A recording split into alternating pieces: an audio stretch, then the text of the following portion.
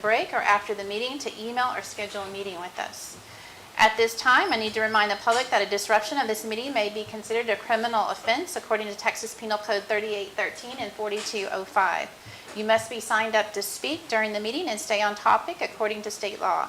To preserve the order and decorum of the meeting, any person who makes profane, slanderous, threatening remarks or becomes disruptive during the meeting will be asked to leave or may be escorted out by a peace officer and given a citation. I've had the request from our audio engineer to, if you have a desktop microphone, please speak directly, not from the side, but directly into it, and that'll help it be heard. Okay, so Secretary Ann Hamilton, right here. It's time for roll call. She's trying to get extra copies for folks who needed them. Okay. Councilman Jaffe? Here. Councilman Fowler? Here. Councilman Anderson? Here. Mayor Pro Tem Blake? Here. Councilman White? Here. And Mayor Tarasenkovich. Here. And quorum is confirmed. I did request from the audience before we started for someone to volunteer to say the Pledge of Allegiance and lead us in invocation, and Minister Jack Mullins has agreed to do so. Come on up, and we'll go ahead and rise.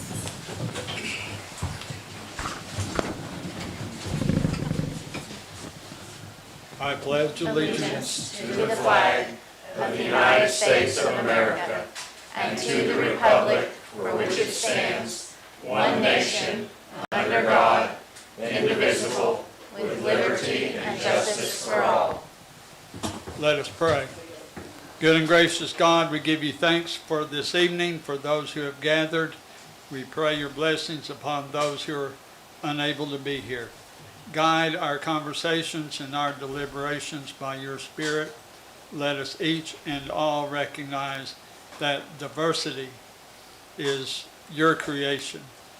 These things we pray in the name of Jesus the Christ. Amen. Amen. Thank you so much.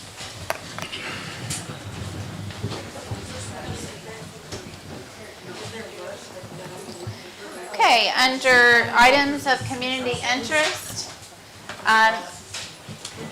thank you for being quiet in the chambers so everyone can hear.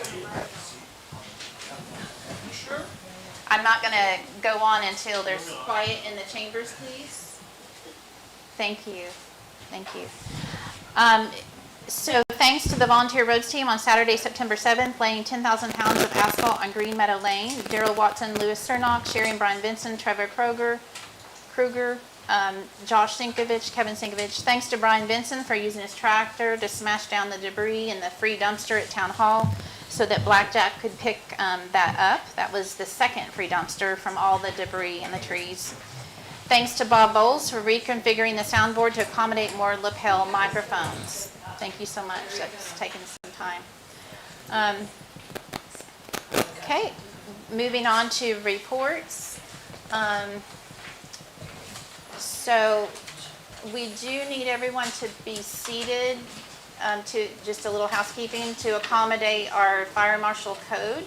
So if there's not a seat, I apologize if there's not a seat, but if you'll have to sit in the overage in the vestibule area if there isn't enough room. There is a TV on in there. It's just a slight delay, but you can hear everything. Okay. No, we're limited to 28 in the council chambers. So we do have the TV in there. So, okay. So where was I? Okay, August end report 2024. You can see we had deposits of $8,881. And we had withdrawals and debits of $41.43.27, checks paid $4,849.76. So our ending balance is $144,419.98. Can we discuss the chairs? The chairs. Yeah, there was a total of 6 chairs purchased. Yep. Days apart from each other. There were 6 chairs totaling $1,074.94. It's one chair is 200 or close to 200, and they were on sale. So That's in Well, I our guess- office furniture, that's already in the budget. It is in the budget, but this council had agreed to allow you $500 spending to keep Thank the town business running. Things like this is back to what I've called you out on before. This is scheduled spending to avoid the threshold limit. So So- this could have easily been on a consent agenda, 6 chairs for a total of $1,074. We could have passed it in 5 seconds. So I ordered 2 chairs at a time though. To stay under the threshold this council has allowed you. Okay. That's not regular town business. Well, my two fellas, I've talked with them. My accountability, we have Councilmember White and Councilmember Anderson are my accountability, and they have said that it was fine. So I did consult them. So council's good with her spending up to $500 every day. Is that what council's good with? That's the way it's written, the letter do. It's to keep the town business running. If something comes up that needs to be handled before another meeting without calling a special meeting, she's allowed to spend up to $500. This is what CPA's called scheduled spending. This is to stay under a threshold so you don't go over and break the law. But this could have easily been brought to the attention of the council in the last meeting on a consent agenda and say, guys, I want to buy 6 chairs. What do you think? Yeah, hear you, we pass it. Yeah. We could have done that, but I mean, also didn't we, I mean, this is just So another way. $500 a day is It's- $16,000 a month. Right, but split it under in two these different conditions, months. she's also checking with a couple of the councilmen. That's a lot of the council, and I think we discussed the chair issue, so. I mean, no, we didn't discuss buying new No. chairs at council? No. Oh, well, my It's bad. just housekeeping, guys. That's all I'm saying. I'm not. This is stuff that can go in front of a consent agenda and say, "Hey, guys, we need to purchase 6 chairs. Y'all agree? Yes, we got the money." Yeah, Pass it can, yeah. Well, and I think the consulting 2 council members kind of violates the sanctity of the council, right? I mean, the whole council is majority vote on everything, right? So, to me, going to 2 people is on something that's kind of a no-brainer. But I think on something like this, it's not a no-brainer, and I agree with Terry, we've discussed this. I mean, you look at it, and it's like every 2 weeks. And it reminds me, when I was dealing with my kids, I'd tell them something, they, well, I didn't do that. And I'm like, okay, now we're splitting hairs, right? You knew what I meant, but you kind of played this game sort of thing. So. It was to get I the get what Amazon you're sale saying. before the end of the fiscal year. Well, that's fine. Again, we had a meeting 2 weeks ago. I mean, we had plenty of meetings. But they were already purchased.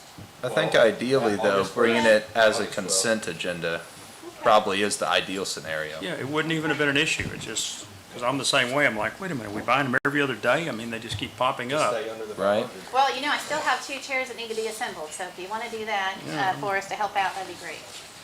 So moving forward, these type of purchases, large purchases, it's over $500, we will bring to council for consent agenda. Well, I only bought 2 chairs at a time, so I understand see that. your point, but, I mean, it kind of. Because the goal on A1 was to buy 6 chairs. Well, if we're gonna come to any agreement, we might need to move this to the agenda. Yeah, this is not actually on, we're covering August, and this is really not a topic for tonight. Okay, But I so noted. think it's splitting hairs. We can try and do that in the future. All right, R1B, sales and use tax revenue. We've got the August income of $86,1647. $131,936.02 is the total allocation. That leaves in a general fund balance $52,467.59. The bank balance at $144,419.98. So then our Secretary Ann has her memo that she's going to read.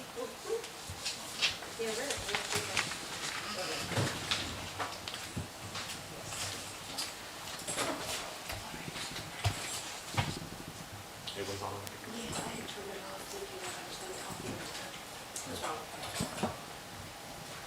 Okay, Secretary Member, we hope to have a Keep Poetry Beautiful Fall Cleanup Day in October.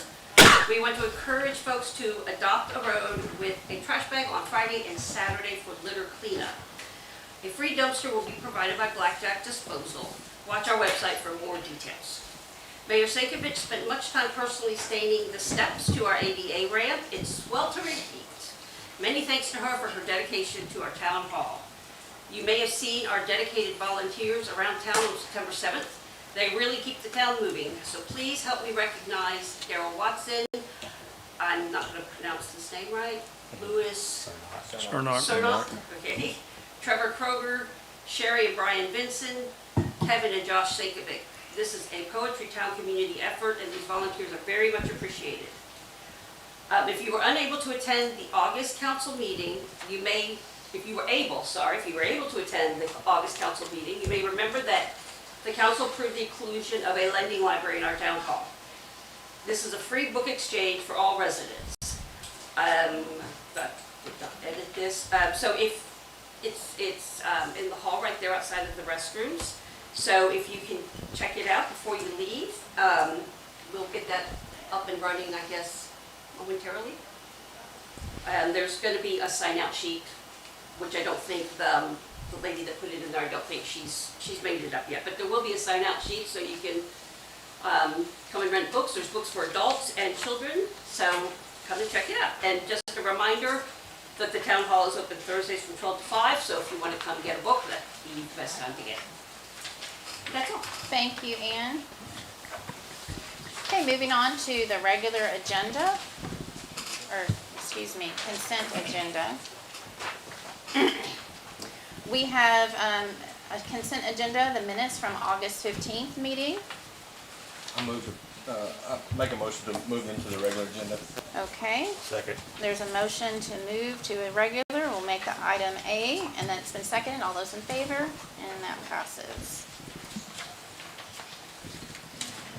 Okay, so consent item 2, we have the minutes from September 5th meeting. Okay, we have a motion to pass. Motion to pass and approve. Okay. Second. Okay, we have a motion by Blake, seconded by White. All those in favor? And that motion carries. Well, you know. Okay, and the consent, item 3, the legal bill from Nichols, Jackson, Dillard, Hager, and Smith for 2002, $18, $1,758.43 are from the West versus Poetry lawsuit expenses. Do we have a motion? Motion to approve. Second. We have a motion by Blake, seconded by Jaffe. All those in favor? And that passes 5-0.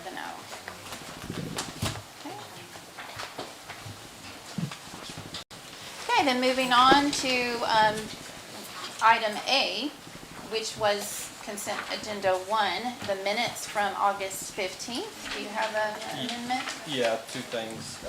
Under G reports, number 6, that's when Berman, I guess, gave the town and the council the overview.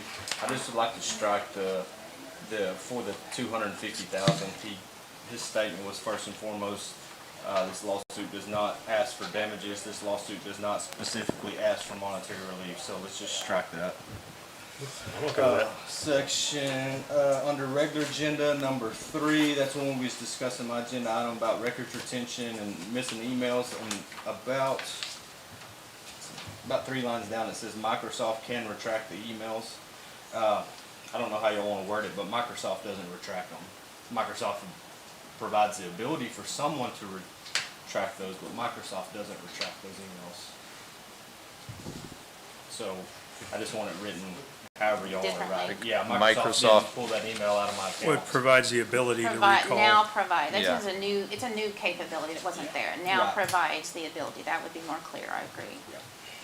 And that's all I have. Okay, any others, comments, questions, amendments? Okay, so we have 2 amendments suggested by Councilmember Fowler. Is there a motion to approve with the said amendments? Motion to approve with said amendments. Okay. All right, a motion by Blake, a second by Anderson to approve the August 15th minutes with the said amendments. All those in favor? And that passes unanimously. Okay, moving on to the regular agenda, item 1. We have a new contractor quote for the town's hall skirting. So the previous contractor had, he had set the date, and then he said, he came out and looked at it after in April, I believe it was, and there was water standing, so he said, no, I'm not gonna do this until you get the French drain. We put in the French drain. Then he set another date, he was a no-show, no call. Then we set another date, no show, no call, and then I was getting the gist that he just doesn't want to do this. So I called another fella, Mr. Hector, who was highly recommended from a fella who utilizes him in all of his rental homes, and he spec very highly of him. And he gave this quote, so he has to prepare an area around the building to remove any debris, install the 2x4s as support for metal panels, install the metal panels. We already purchased the metal panels based on the previous contractor's suggestion, but the metal did like almost double in price, and that may have been part of the reason he wanted to back out. I'm not sure. I think he was just very, very busy. But we then add 6 vents around the building for ventilation, and then we'll provide the rest of the materials as needed. So that's $30,000. He wants 60% due up front, and remaining 40% due upon completion. Are these 2x4s treated? I mean, do we have any scope He did say they would be treated. It doesn't say it, but he did say that, and it needs to probably. And I guess the other question is, having been through the delays by John Steele, do we have any commitment by him for when? Because we do have winter coming up, We do. and it would be good to get it done before winter for freeze purposes. That's a good ask. So I need our sound technician to help us with the speaker, if you would mind. They're having trouble hearing. Thank you, Bob. Excuse me, sorry. So I guess that's, my recommendation is we also get a commitment to do it Well- at least during October. Well, I've asked him to, ideally it'd be before the end of the month. Sure but, would. So, he knows that I explained the situation, and I think he was agreeable, but, it depends on his other commitments, of course. Well, I guess in the signing agreement or initialing or whatever is done, could put in a date, be done by. And that way, if he accepts it, when we give him the 60%, that's contingent on a finish date. Okay. And then, Do you have a suggestion there? well, I guess weather-wise, it should be done by the end of October, Okay, is my feeling. okay. We rarely have a freeze before 1st November. And we have cards. Okay, any other comments from council? Where are we at on the spending on the skirting? Because again, we started this before. You said we purchased the metal, so how much did we put out and how much do we lack? And does this keep it within budget? Well, so on the amended budget, you'll see that we had $22,1599 left from the skirting original quote, because again, the metal doubled in price. We were $900 under on the foam spray insulation, so that's where I was hoping to pull that money from. So overall, on the town hall, we're still way under budget by $1,700, even if we do the $3,000. So how much are we going to spend on skirting total though when this if we hire this gentleman? Well, it's quote for $3,000. Right, but we bought metal, so the metal was. The metal's already been bought and paid. It's been sitting for months. How much was it? What It was was $1,581. That may have been something else in there too, but it's in that number. Okay, so it's about 4,500 all in. The metal that we bought is a corrugated, it's already been pre-painted, so that it'll last longer.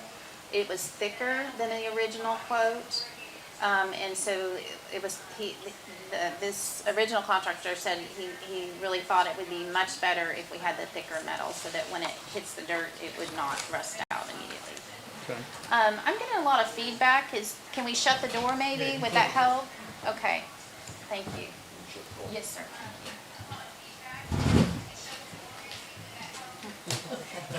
You heard that twice. All right. No, those are valid questions, and so, Well, we're working on our budget tonight. I just want to make sure that all of this Right. ties back into the Right. budget, so. okay, we have agenda item 1, Dale Bryant. Did you want to speak on that? Pass. Ryan Lutz? Pass. Okay. All right. And that's all of our citizens. Is there Any other comments by council? I make a motion, we accept it with the provision of the, spoke about a few minutes ago. October end.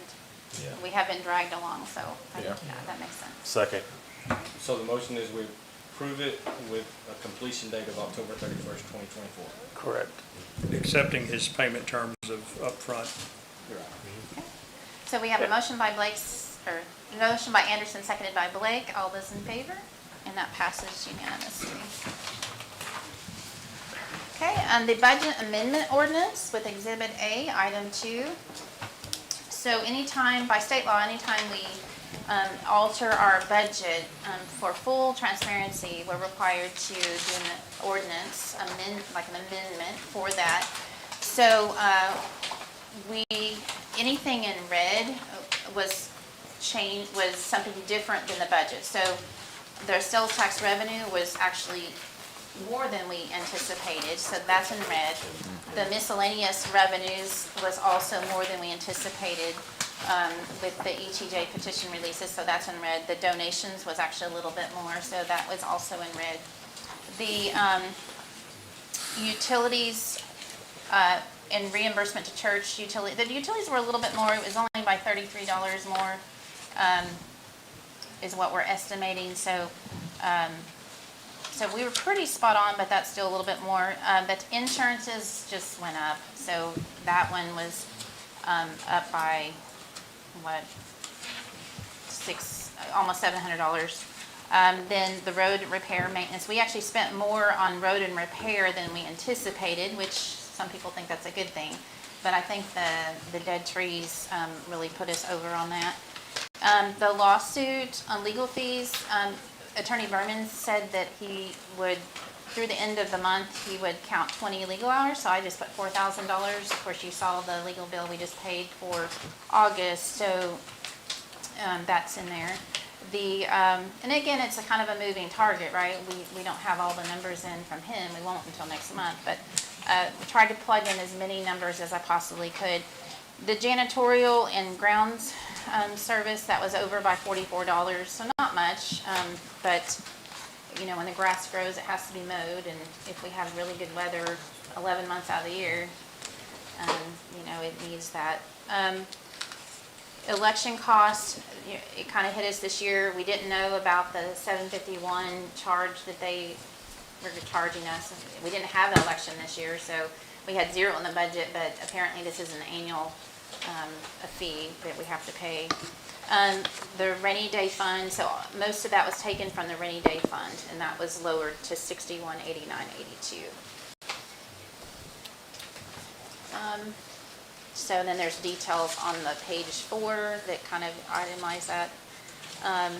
And Mike, to answer your other question, so on page 5, the railroad ties were a little bit more than what we had budgeted. They like $2 more. Well, $2.99 more per each. Then, but overall, we're still, even if we go with the other thing, we'll still be under budget. And I was kind of wondering if, as a council, we might look at, using that for the rock for the parking lot. And that was on the budget from last year, but I was kind of waiting until it all came out to see, okay, how much money do we really have left in this budget item, and where are we on rock? And plus, our volunteer that it was gonna scrape the lot hasn't done that yet, so that's where we stand on that. So on the road repairs and maintenance, just so I'm clear, the budget was $112,000. The actual plus projection was $33,953. That's what we actually spent, $33,953, or we went over $33,000. That's what we actually So spent. we didn't spend more than budget. No. Well, I thought that's what I heard you say. we had projected on that. I think we did have only it was less than the 33. It was Well, the budget, 2023 budget says $112,161 total. total. So that includes not just pothole and road repair. That's everything under E2? It's the whole thing. Yep, Okay. the whole thing. So, yeah, you see here, So we pothole just did repair. use road refurbishment money, basically. We didn't use anything on road refurbishments. We just went over on pothole repairs. We went over on pothole, and a lot of that, 5,600 of that was from the dead tree removal. Okay. And that wasn't anticipated, Gotcha. so, yeah, and that, so we had. And then on the legal fees, I know I asked you on the forum, too, what's the legal fees asterisk different firm versus legal fees lawsuit? Okay, so in 2023, we had, let's see, where are we legal? It was a lot more. That actually may be left over from the year prior, but we had, yeah, the 22,945 was from the different firm, and that's why, because people will probably be wondering, why is your legal half of what it was in 22, 23? Well, it was a different firm, and that's why it was half. So So it's that just was making- Messer, that was, Messer Fort McDonald, yeah, it was $22,945.95 in that budget year. Then we switched firms, and that's why it's like half. Okay. Yeah. So moving forward, I guess we'll talk about it in our new budget, but we won't need that asterisk because we're with the same firm. There won't be. For a the, compar- going forward, yes, Okay. yes, correct, yep. well, and I probably would have worded it prior firm or former firm or something. And just- we can change that if you'd like. I don't think there's a need to. We're just looking at the money. I So- think it's fine. Okay, and then the ordinance basically will have to be filed with the counties, and so that's why we have this number, and we can call it, it would be, if you pass it tonight, it would be the 2024 0901 is what that would be called, based on our numbering system suggested by Mr. Jaffe. All right, so any other comments on Well, that? I guess one main comment was the big unknown is the lawsuit legal fees, because depending on what happens October 7th, that could either balloon or it could drop to zero. Well, since this is for the end of this fiscal year, so that's, that 4,000, so it's already, we spent half of that, and he just told me he was guesstimating, 'cause the end of September is not here, so it could go lower, for September end, but that's our budget. I mean, I don't know how, I Right, and can't I on a just- crystal ball, so, To be on the record, that is a big unknown. it Is is. it gonna balloon or is it gonna go to zero? We don't know. And that'll be for our next budget. This is just a. Right. okay. Yeah, this is for the I agree. September end, yeah, we don't know, yeah, so, okay, but based on August, it might be similar, I don't know. Any other comments? We've got,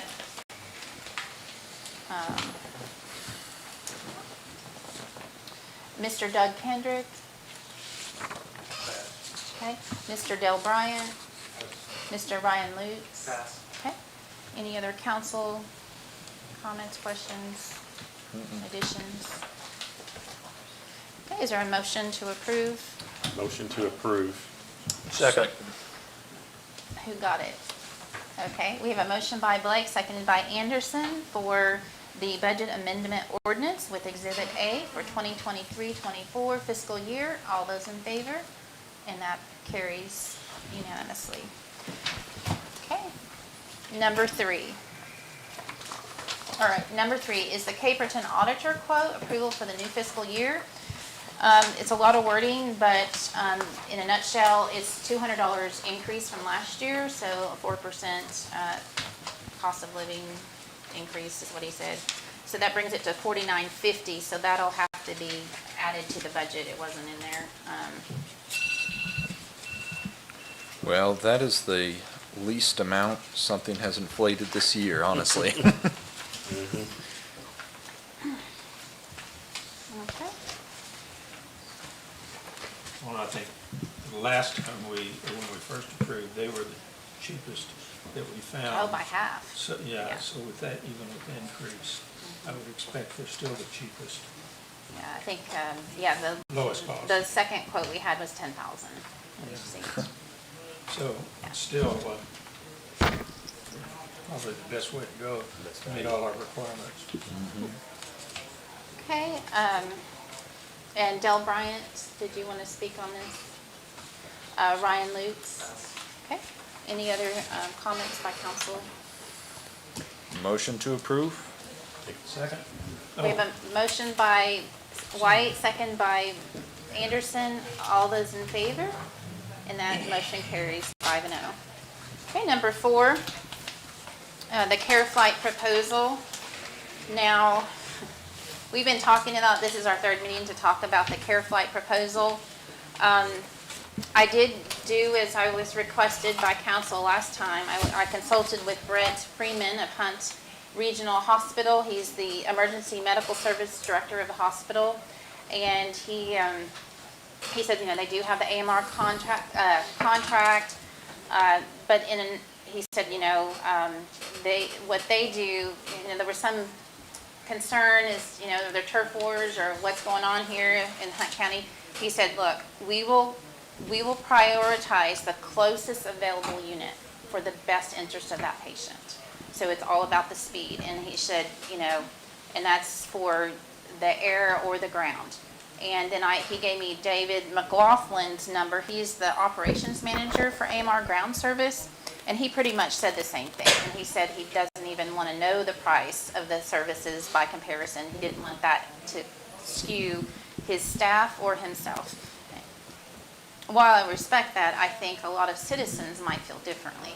But he said they don't really decide who it is. They just call for the closest available service. And with Terrell now having the helicopter pad that's 10 minutes from here, that most likely would be. And there's also 2 ambulances in Terrell, and then I think he said 2 or 3 in Forney as well. So, and with flooding, it might be the easiest route, because if there's flooding and storms, then it might be coming from Hunt County, there might be impairment in the roadways. So, now with that said, I know we had a lot of good discussion on that. In the draft 3 of the budget, I went ahead and nixed this item because to make the numbers work. And that's because just today I got the proposal from the engineer that was way higher than any of us anticipated. And that was, we can talk about that later, but I don't see how it can work. Now, I really think that this could save people a lot of money when you're talking about, $35,000 to $65,000 or more for one flight. I might ask the council if we could at least do like a promotion of it so that individuals, and I did look into the rates if you do it per individual.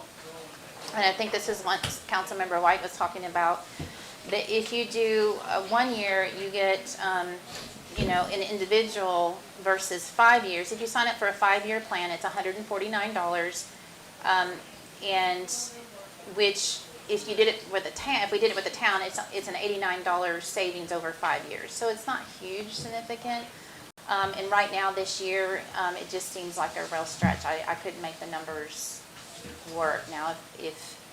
So I'm sorry if there's people that were really counting on this, but we have to balance our budget. And so with a lot of the uncertainties going on, the lawsuit, we just, but perhaps we could do a promotion in the Poetry Post online to promote this. I think it's a wonderful service, and so, and it could save people a lot of money.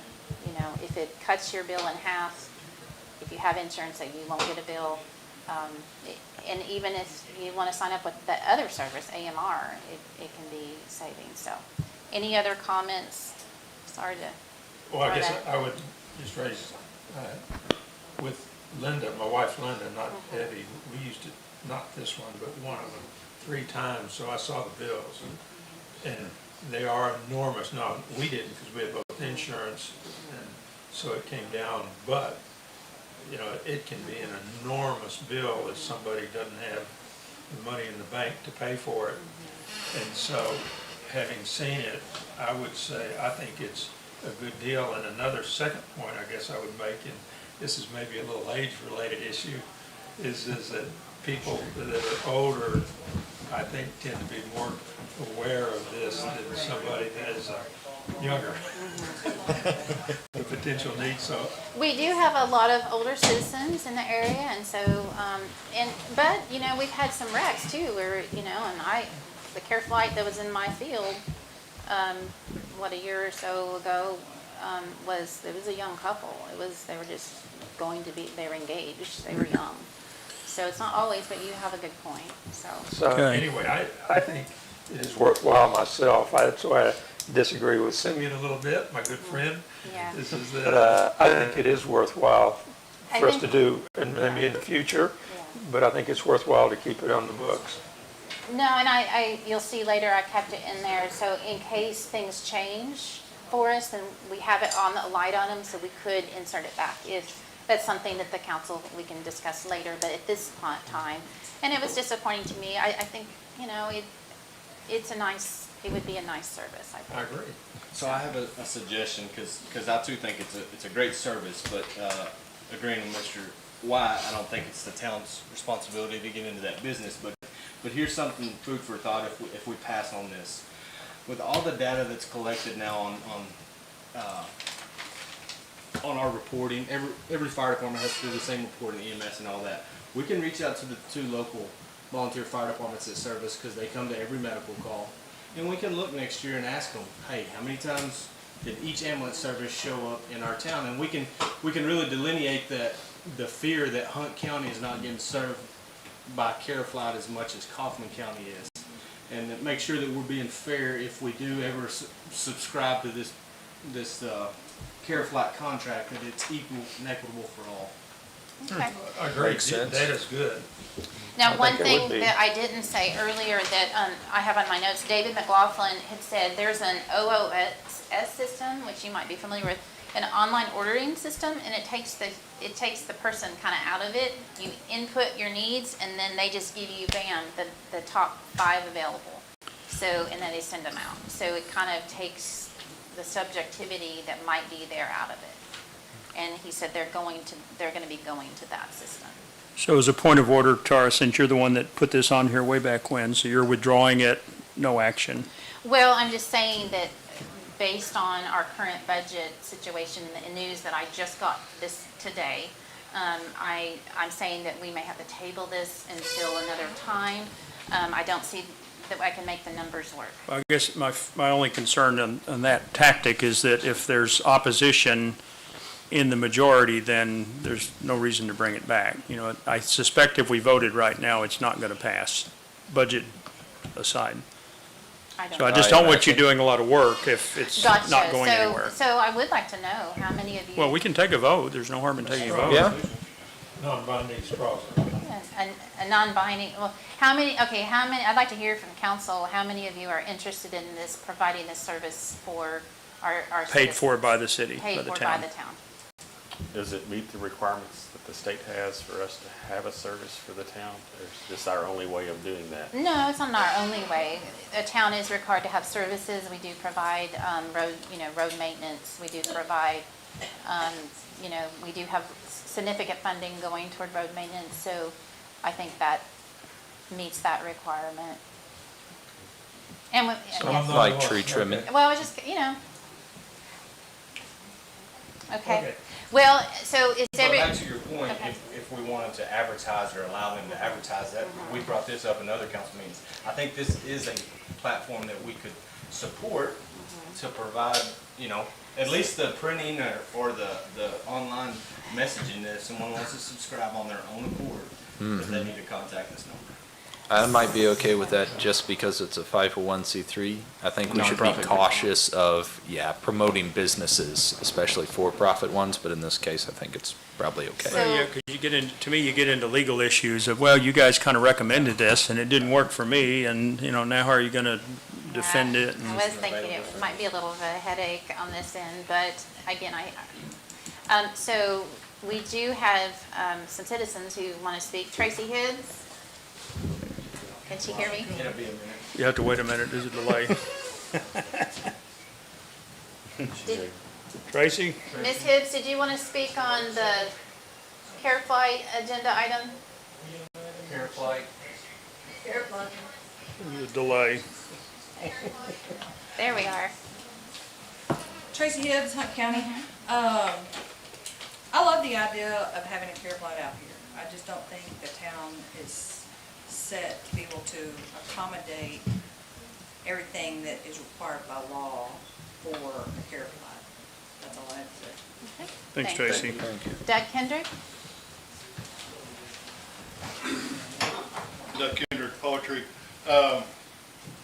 You know, it's interesting, you know, it's one of those things, it's a benefit to a private ambulance company, a subscription ambulance, I think, and if people are interested, as you, Councilman Anderson, anybody can go to any ambulance service and ask for some sort of subscription ambulance service to help if that's their concerns with that. Down the road, you know, I know we've got to use the money elsewhere, and I take my hats off for recognizing that. But we're getting services, but as I told somebody this week, you know, we're around 3 different ambulance services. Somebody's gonna be there out of the 3 counties that we're in. It is very, very hard. Just because somebody may have a helicopter pad and says, we got a pad, well, that doesn't mean there's a helicopter sitting on it. So the ambulance services are very unique, meaning that they're all over the place, and all these towns that have the private ambulances are suffering because there's just not enough of them to go around. So fortunately, we got 3 possibilities of ambulance service. But anyway, it is a good idea, but I think the city doesn't need to get into the ambulance service, because you see the cream at the top, but down there at the bottom of the glass, when people start complaining about the ambulance fees, the service, hey, I didn't get what I paid for, or I didn't get what the city paid for, that just opens up a lot more issues that I know you guys don't want to have to deal with. So I appreciate your time again for looking at this, putting the money elsewhere in this particular case. I think the communities, our community has 3 counties, right? I think we'll get the service that we need, including helicopters if needed. So, thank you. Thank you, Doug. Thanks, Doug. Dale Bryant? Ryan Lutz? Pass. Okay. I did notice the city of Forney signed it up, their citizens for it. Of course, they're much larger. But, okay, so we'll go ahead and thank you for your input on that. I apologize if there's anyone who's really counting on that, but if it's okay with council, are you okay with putting that in the Poetry Post maybe, like delineating the fees and encouraging our citizens to maybe consider signing up, or? Well, I'm okay with it. Can they give us a flyer that we can approve to put in the, I mean, I think they could probably, Well, can't you just point them to a little scan thing or something and just let them go figure it out? yeah.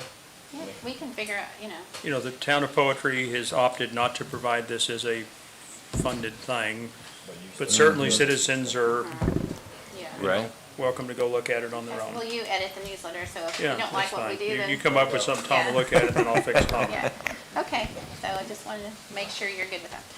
Okay, so moving on to the public hearing, our public forum is as duly posted in the newspaper, and has been in the office since the end of August, is required by state law. We're going to move into our public forum for the proposed budget ordinance. Online, I had the draft number 2, which is right here.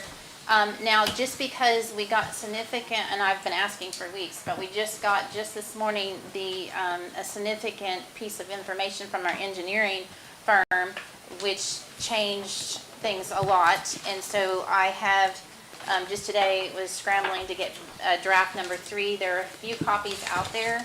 And so the only difference is, the differences on draft 3 from draft 2, I put in bright orange. So any differences, any changes from draft 2 to draft 3 are in orange. And that primarily had to do with the fact that we got from our engineering services a task order number 104 and 105. Number 104 is even though we gave them the shape files from Stovall Engineering Services, they still are want to charge us $25,000 for the incorporation map, and they want us to be able to put their stamp on it, which is not really required by state law, but they feel like for their own peace of mind, that's the way they do business. And they would have to do that, which means that they would have to vet everything and then make the modifications as we request them to. So, and then additionally, for 101 of the ETJ petition releases that we've, on property, parcels, that's not people, that's parcels, it would be $10,000. So that's where this number had to go from $12,000 up to $35,000, and that's why CareFlight was next, because that's a lot of money. And talking with Mr. Berman, our attorney, he said, yeah, that's a lot of money. I guess I'm in the wrong business. But so, and it's just received today, so that's why we have the orange here. So I took out sadly, I took out the law enforcement services for town. Now, if council wants to put that back in, and that's to patrol the roads. If council believes that's very important, then, we can, potentially put that back in. If we find a cheaper engineering firm or another RFP, which Mr. Berman did say that's a possibility, you can do that, then we could possibly put that back in if the council so choose. Is there any Can we talk about these? yeah, absolutely. Well, on our May agenda, they gave us quotes, 3,000 to 5,000 after the 1,800 was, or the 20. Why the change, and why did they not honor what they said they were gonna do back in May? So, Well, Mr. you want- Hen, can- we have a suspicion. You want to go You wanna say your- tell us? I'll say mine. They can't hear Terry's mic online. Move your mic up closer, Mr. Terry. Sorry. I think we're all, yeah. This is why I have a I can hear when lapel. Mike talks, but I can't hear when I talk, so maybe that's back there. It's on. Okay, so, just suspicion, when the engineering firm looked at this early on, remember they sent an email to Tara, and she read it in public, that it was clear and unambiguous, they didn't really have a problem with the map, they thought that it was done fairly well. And then me and Tom had a meeting with them in a Zoom meeting, and I took some good notes, and they said that it was prepared well. It wasn't how they would prepare it, but it was prepared well. I think then, after the discoveries of the potential issues that I kept bringing up, that quite frankly they missed, and I'm not real happy with that, and missed repeatedly until we finally got this newest copy. When Tom and I was there, they were apologetic and they had their reasons why they missed them, and that's okay. But I think after that meeting, they realized that it's not as clear and unambiguous as they first assumed. So I think that's why the rate went up. And I specifically asked Gary in that meeting that Tom and I was in, do you still think this map was prepared well? What do you say, Tom? I can't quote it, go ahead. He said, I would not stand behind that statement any longer. So I think that's why our price is going up, because they know there's a lot of work to do on this map. Y'all got the emails with the yellow diagrams and all that. There's a lot of work on there. So there's My another question is possibility. for the public, though, is why I asked. Okay, Yeah. okay. For another possibility, so initially we were working with a senior partner, Mr. Hendricks, and he since had to step back because his wife is suffering from cancer and terminally so, perhaps. And so he is no longer a partner, and so then we have a new fellow, Justin Ivy, who is kind of taking over, so it's just different views on that as well. And so that's another possibility. So what I don't understand and what is upsetting to me, not only did they make errors, I'm like, I guess surveyors make errors, but, they've changed quite a bit, and they, I've been asking, and they have just now today provided that, and I don't understand us providing the shape files takes a lot of the work out of it, and they're still very high. And I just, that's concerning to me, and it's very reminiscent of her previous law firm who made mistakes, and What was the May quote? it was very for- expensive anyway. Well, Terry's, I think It was Terry's pretty point is substantial. It wasn't. correct, but it's one of the points. Yes, I have that. Another one that we picked up in the meeting was they did not have the registered surveyor, which is Chase Crawford, doing the work in the first ones. They had somebody else. Now, if you look at their billing sheet, they have other people that are not registered surveyors, that are analysts or whatever they're called. Okay, and so what Gary Hendricks said was after Terry caught those errors, and it was a diligent effort to catch them and a lot of work, is that what Gary Hendricks said is they realized they had to put Chase on the job. Now Chase is a partner, so his order of magnitude of billing rate is probably 3 times what they were using. I mean, having work consulting, you do that. You try to use a lower cost person to do most of the work and then one of the partners to check it. Well, what I inferred from what Gary said was not only what Terry picked up, but is that they had to put Chase Crawford, who is a registered engineer, on it, and a partner in the firm, and that meant that their hourly billing rate That went makes way sense. up. And plus, he didn't, with their reputation, and Gary admitted that they made the mistakes and they were gonna eat the costs, they weren't gonna charge us, but you can see they would not want that to happen again. They want to make absolutely They don't sure. wanna lose money. So the two things happened. They raised the rate of the person doing the work, and then they went off after it with a lot more diligence because they didn't want to have another thing where Terry caught a gotcha. So I think those are the combinations. Well, did that cover the whole difference between whatever the 5,000 and 25? Quite a bit. I don't know, but I think those are all, including what you said, they're part of the equation. In any case, what we have now is what they're willing to stand behind because, as you said, they want to be able to put their stamp, engineer stamp on it, which is like a notary stamp, but that's a very legal thing. And so they want to be able to do that, and to do that, they think they have to have, I guess you'd call it a risk premium put on it. And that risk premium is whatever it takes to make sure that it's right. So I think all of that's kind of contributed, but nonetheless, we are where we are. We know the price, it's 25,000, and I have to say, when we tried to go out for RSV, for RFQ. request for proposals, this was the only firm that was qualified. Well, we only had 2 though. Another one was not Well, qualified. after seeing this, I was like, whoa. So I called James Stroman of City of Talty, and I said, do you have any engineers that you can recommend? So, and Mr. Berman did say that we can take a second look at the RFPs if the council, not tonight, but we can do that. We can put this in the budget certainly because we have to. We have to pass the budget tonight. So, but we can look at that further. We don't necessarily have So we can to. call this worst case scenario Right. and hope to do better. Well, So. I don't think it is, but yeah. Well, and he says up to 25,000, so they're covering their bases, and then he said, because originally He told us a new map was gonna cost 20, 25,000. a completely new one. And I think after they did all their additions, they're saying this is a new map. Yeah. So. I think it falls in line. I don't think there's an increase. I think it falls in line with I don't them saying this is a new map. Y'all seen the yellow circles? Well, but the square, yeah, but the most of it's there, and they have, or might But have, they- is they have a shape They, file. they doubled this after even doing a new map there. I did call Mr. What's the new map fee on Well, see, this would have been 20 to 25,000 for a new map, but it's 3 to 5,000 to do the Yeah. releases.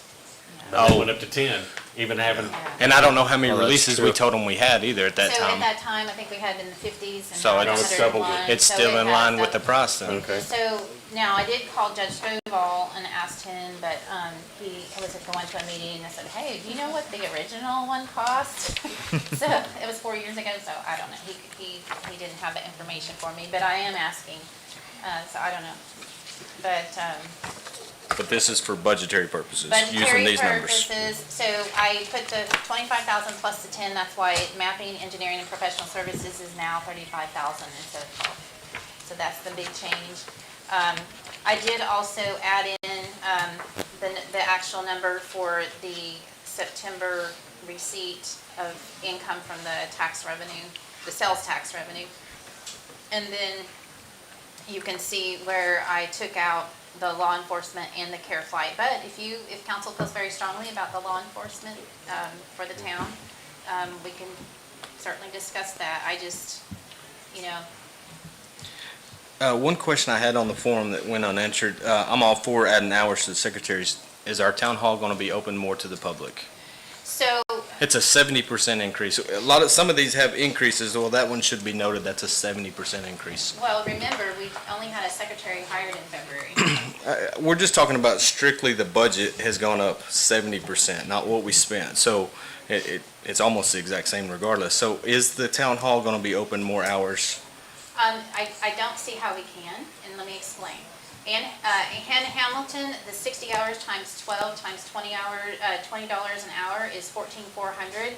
So currently, she's approved for 40 hours, but she's been going over and that's basically, you know, we had a volunteer both doing the minutes and a volunteer doing website management.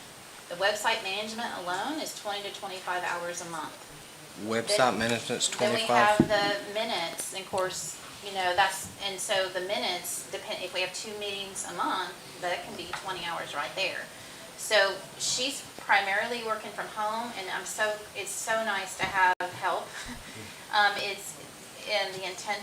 It's probably put years back on my life, because anyway, I'm very grateful for Secretary Ann. Amen. And I think hopefully you guys are feeling the difference too. But again, she only started in February. So how many hours is she currently working? It's 40 hours. Well, with the extra month. that she's working. You said she's working over? Well, she was there, I don't know what it'll be for this month, but she had a couple months there where it was like 61 hours. But we, you know, because we had some, you know, we didn't have a secretary till February, we had a little bit of leniency there, but it was just, you know, if someone works over, you have to pay them by No, payroll laws. absolutely. You know, you can't not pay them. How long do you spend on minutes? It depends. I've spent Short and long. 10 to 11 on the long ones. Hours? Yes. So that's even supports my argument more that we need to reduce our minutes and how we prepare them. We I have mean, a video I- recording of them. I would be in favor of that, Jim. I mean, that's Just 10 a little hours, that's- simplification. Yeah, that's $200. It adds up. I know we've gone back and forth, and I know it's a legal document, but I also have seen other municipalities that had shorter legal documents. Bingo. Well, of course, that's a little bit off topic. a But little it could bit, support where we could spend our money better with the secretary increasing the hours. But even the short minutes, I mean, she still has to listen to a 4-hour meeting. I know. And then, I mean, even when it's actually sometimes hard to really summarize what someone says. So, Yeah. I mean, even if she shortens the minutes, it still doesn't mean that it's gonna automatically be, you know, 4 hours. It's, how much do you think, I mean, because I've done them and I know that it's a lot involved. Well, like the one that we did earlier this month, that was a shorter meeting. And so that one was nowhere near, but this one that we're doing right now, this is gonna take a long time. I can tell you that. So if we do one meeting like this a month, plus the website, plus everything else, let's just say all of our meetings are this long, then that's usually when I go over about the 50 plus. And I think that we should have these hours budgeted for you. I do too. I'm just also, you know, trying to make sure we're not wasting those valuable hours of yours. Like we said before when we discussed this, I may not use that many every month, but it's nice to have that cushion there, and then if there's months that I've used more, that cushion is there. Are you opposed to working from here a half a day? I mean, because what you're talking about, the minutes could be done here, and not necessarily that we want you working on town like projects in here. But if the doors were open, someone can drop off paperwork. It's just another window that we could serve our citizens instead of just a 4-hour window on Thursdays. If your schedule would allow you Monday afternoons or Tuesday mornings or something like that, is that something that's available? Also, we added, when we discussed about how we were gonna change distributing the information to you all, and we were going to send it out on a Friday, and then publish it on a Monday. Mhm. So I'm in the office on the Monday Okay. as Monday well. before the meeting. So if we just made that official hours, your hours would be done here and the doors are open. Once a month, or, Yeah, but I'm Oh. working on, and it's intense. yeah, I'm It's working very on intense. that stuff then. Now, the Secretary Teresa did ask for 1 more hour a week, so she could extend her time to, 6 hours a week. Okay. So what does it take to get the town hall open 2 half-days a Well, week? that's something that probably should have been brought up earlier. I actually brought it up on September 3rd on the forum that went I unanswered. didn't see that. I'm sorry, I didn't see You it. didn't see it. No, you didn't. I was wondering, did text you, you you have, put- people reach out to you for it? Because like, I think it'd be a nice service regardless, but I just kinda wanted to know, We've was this? had several citizens over the years saying, well, I can't get in there by that time and I'm having to do this and I had to mail it. I dropped it in your mailbox, which is illegal. And that's a whole nother Oh, yeah, topic, well, so I think you for remember? point of order, we need to. Well, I mean- would argue that it's on topic because No. on September 2nd, you posted this to the public forum for us Okay. and said you would get back to us if we had any questions. This question was specifically asked on the forum. I didn't see it, I'm sorry. I've been super busy. So where's that on the But- budget then? Let's talk about Well, that. Let's okay, get rid of so the public Terry- forum. So Terry, you don't need to respond like that. Well, if we're not Uh, gonna use it, Just text me. I don't wanna text you. I put it on the public forum like you asked us to do. Right, so. So on how do this- we increase on that this- budget line? On this particular budget. I wanna increase it. Okay, so I would have to speak, I know that Teresa Scholander, who has medical issues, doesn't want to work more than 6 hours a week. Okay. Okay, I did ask her and she said 6 hours would work for her. All right, so in the 60 hours that we already have allotted for Ann, that is something that she feels comfortable with. And I don't want to put her on the spot, but I mean, if you guys want to have, a Monday afternoon, that would be something, I don't know. Is that something that you would feel comfortable with? Well, I'm here anyway. On once a month? Oh, you mean Yeah. every Monday? Would you be available Yeah. every Monday? Oh, I'd have to be. But here's the Yeah, I other don't think we issue can is- ask, that seems a little unfair to Yeah. ask To that put her on the before. spot, but it's something to consider. I want this Okay. open more. Okay, Yeah, but that's okay, so something you're to not bring looking up. for something to change tonight.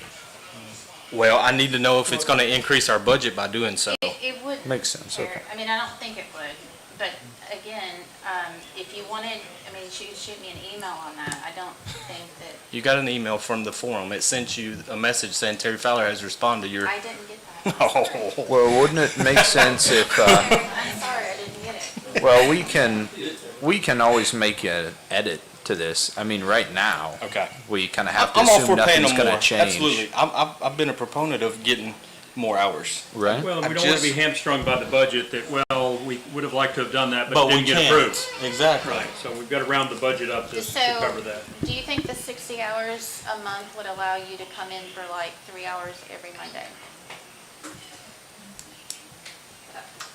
Fair question. Yeah. I know, but I just, I'd say, again, I I'd think answer this it should no. be brought up as I would say an give her more item. hours. Okay, can we do this then? But I don't Can know we that she take- wants that. That's Okay. what I'm saying. Not everybody wants to work more hours, Yeah. so that's I get that's it. what I'm saying is. Can it's we a little- remove the security surface for meetings and put that in the budget for city secretaries? No, Why no, can't we? can't, because we need security services. Why? It's not a state law. You said it was, but it's not a state If- law. It's not a Again- state law? Again, No, I this got is it from another TML. It's not a item, Terry, state law.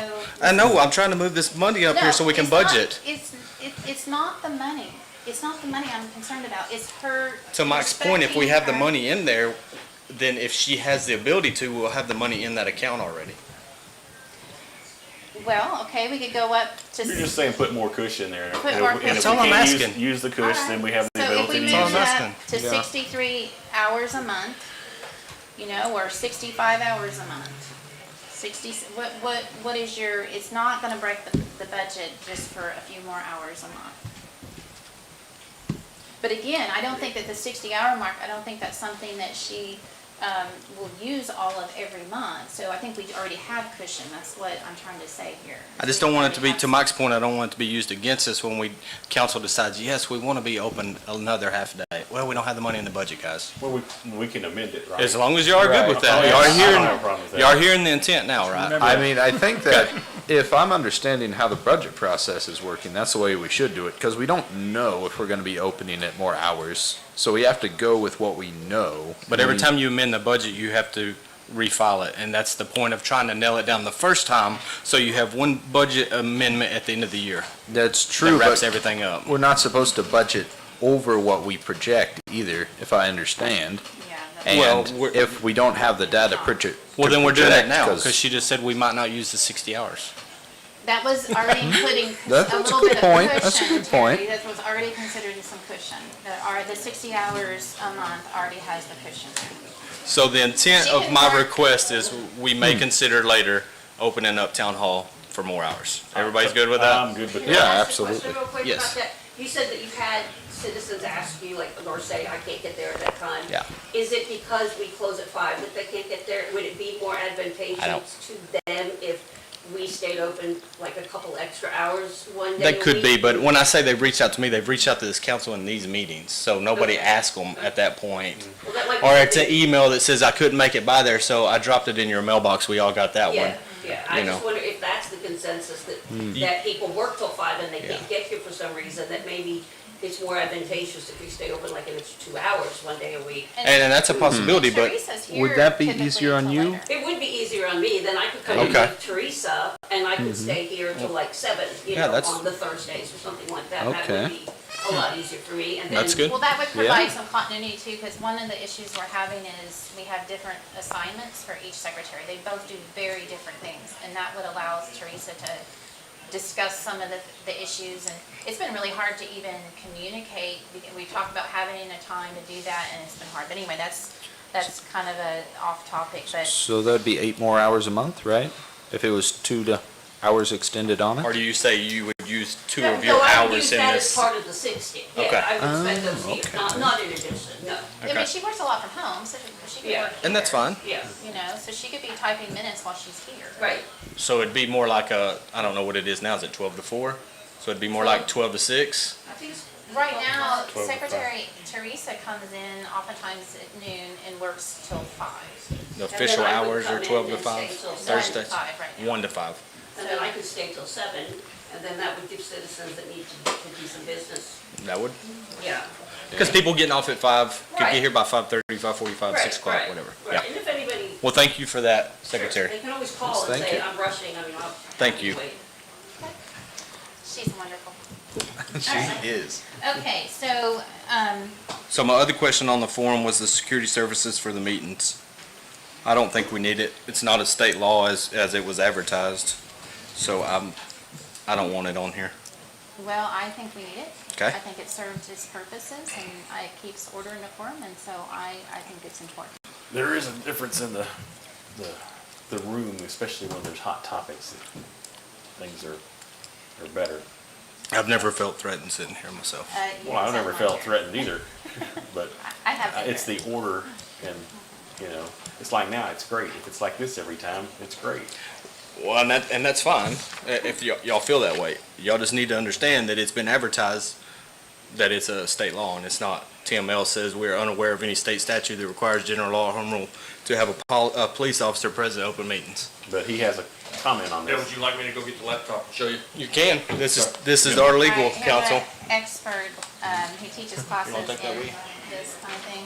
A true expert, yeah. Yeah. Well, I just noticed when he's here, we don't have disruptions. And I think the result speaks for itself, so I think we should keep him. Okay. It's not a terrible amount a month either. I mean, it's, what, $200? And Once a pretty month. good. It's pretty Well, good. I don't know. It's an hourly rate, right? Well, I mean, we've got It to, maxes out $200. It's $50 an hour or max of 200. Okay.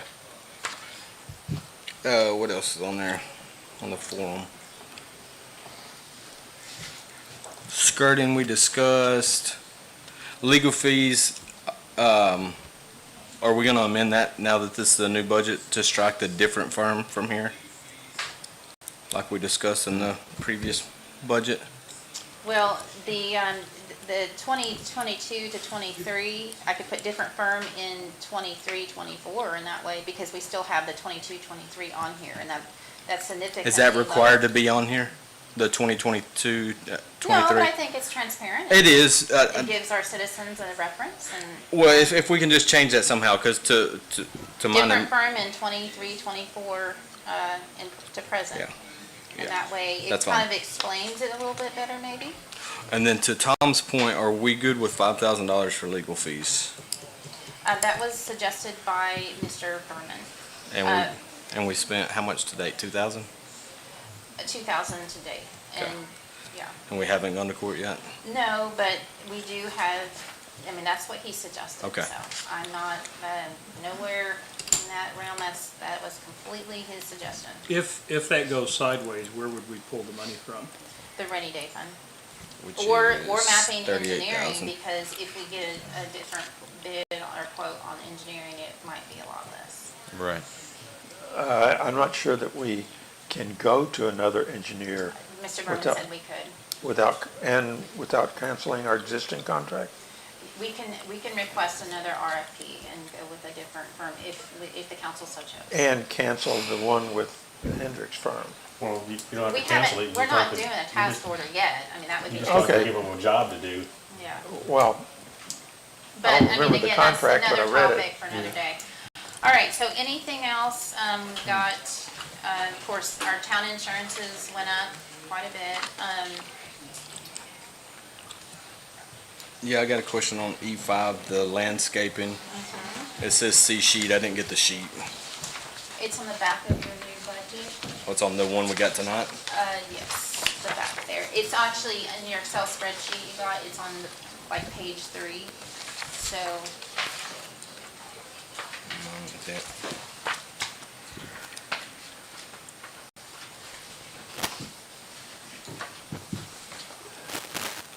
I did get 14 railroad ties, but we need 13 more if we're gonna complete the parking. So that's $350.87. So that was an addition from the number 2 draft, and that was the only addition.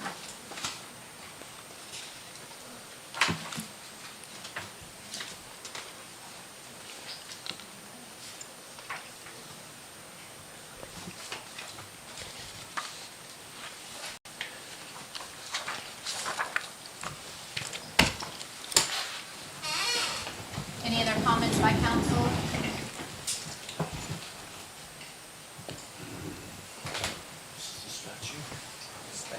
sorry, sir.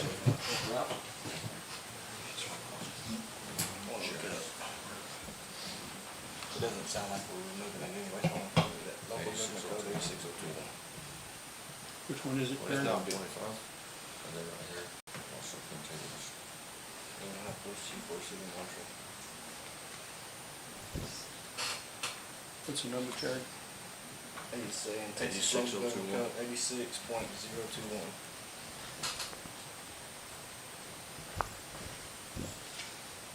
Okay, so we have some citizens who want to speak, so that we don't go too long. On the public forum, we have Ms. Tracy Hibbs.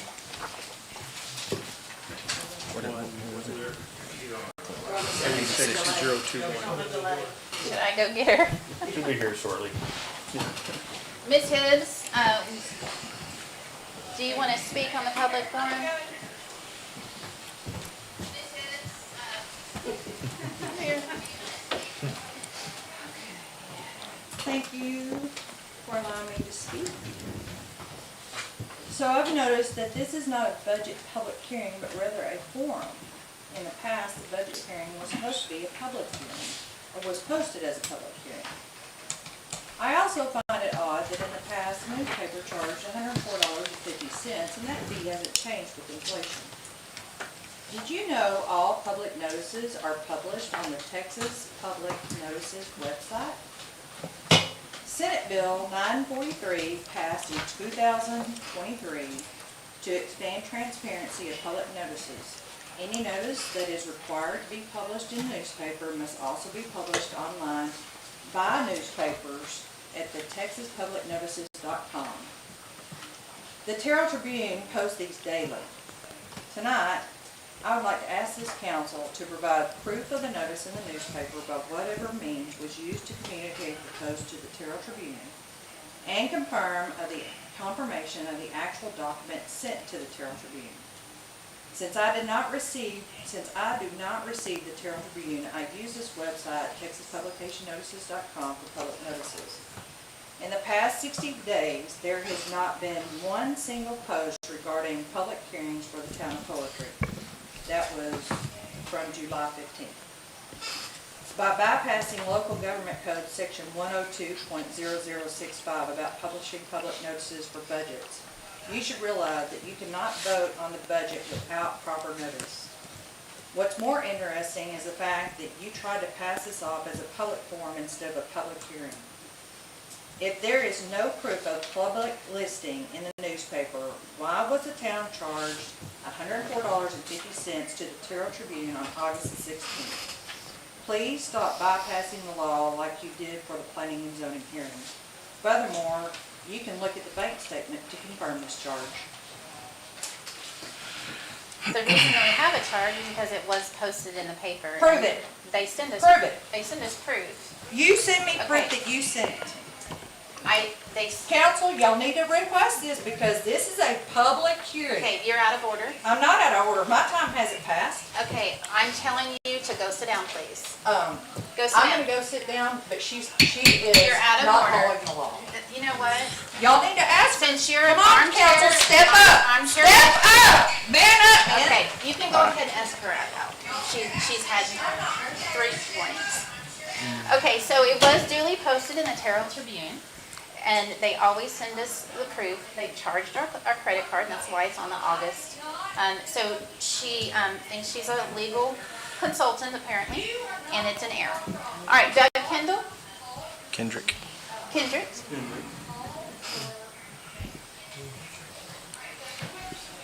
Doug Kendrick, Poetry. Budget processes are tough. Suggestion maybe looking at when you're doing budgets that I hear, and I'm certainly respectful of the people that helped bring us to this point as a city secretary and stuff. Maybe focus on just the money of what it takes to fill a position instead of trying to see if certain people can absolutely fill those positions.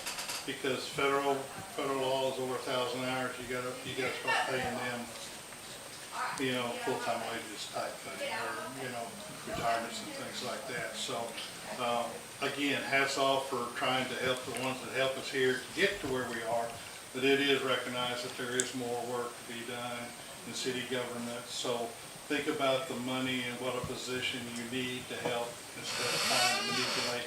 Well, you want to work somebody like, horse to the glue factory type thing. Just a suggestion that could help. And again, just, helping other people is commendable. But just focus on what positions you're going to be needing, and that's what the budgets are for, so that you can fund those positions when they come available.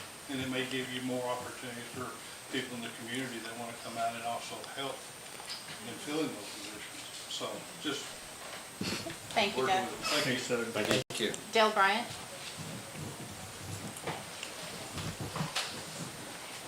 I think we just had an example of why we have security services.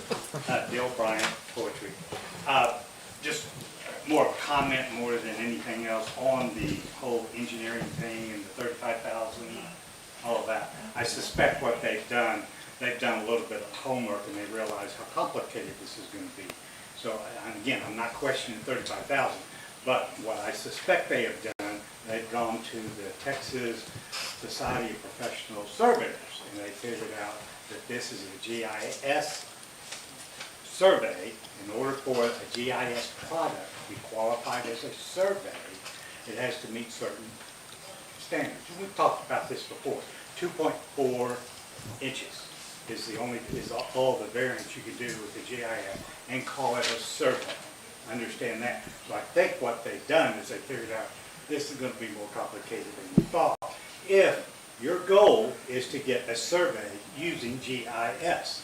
Okay, now, if they just do a GIS map, okay, let me read this real quick. If they're doing just a map, what they're gonna be required to state in that certification is the representation of parcel lines, improvements, features shown in the data set are approximate and do not, listen, do not represent a professional land survey product.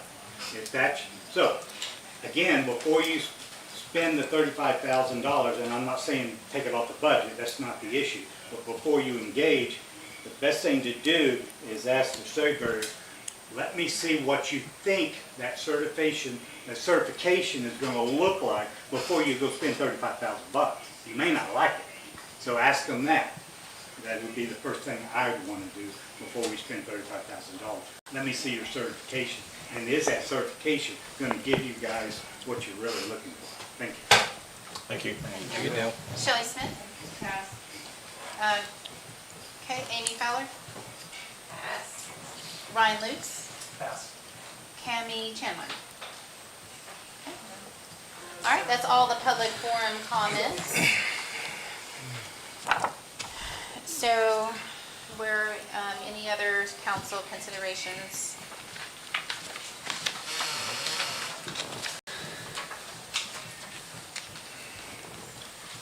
So we know for a fact that it was posted in the Terrell Tribune. They normally send us the notification several weeks after, and we get like the actual newsprint and everything.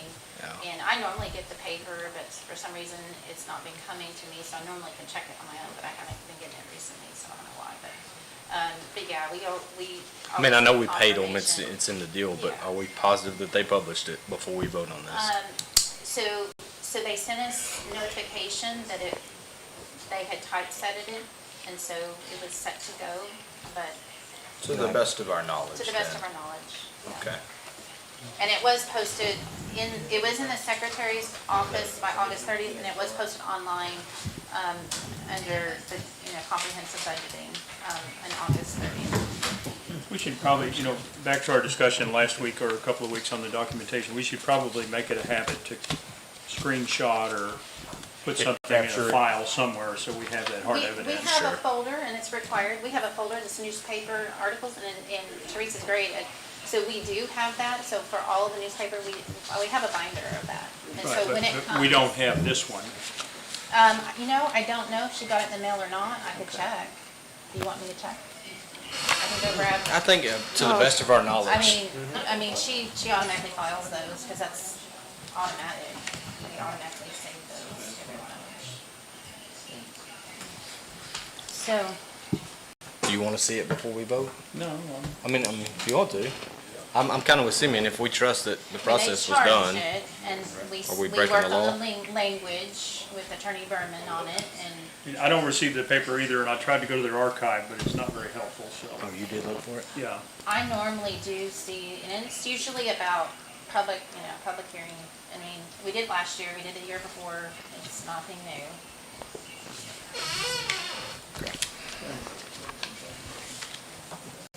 So Tara, do we need a vote on this? We need a vote to approve the ordinance with Exhibit A. Make the And motion. Exhibit We A would need to say, was, do you want draft 2 or draft 3? Well, yeah, so did we make, I think we talked on draft 3, did we make any Yeah. substantive changes that we need to document? Well, as I mentioned, the orange are the ones. but no changes were Right, but made did we tonight. change anything from this printing? We had a lot of conversation, take this out, leave that in, I don't adjust think this. so. The formatting of the legal fees is the only thing I have noted to change. Oh, we were gonna change, so different from in 2023 to present, and to clarify what that means. Is there anything else? So with that amendment, with that change. I think that's everything. Can you rephrase your motion? Make a three. motion, we accept it with the change to be consistent with draft item 3. Second. Okay, we have Motion by Anderson, second by Blake, to approve the current budget ordinance with Exhibit A. All those in favor? And that passes and carries unanimously. Okay, so that ordinance number will be 2024-0902. Okay, so we're going to go ahead and resume our regular agenda. Take a break. Let's go ahead and take, it's 7:55, let's go ahead and take a 5-minute break.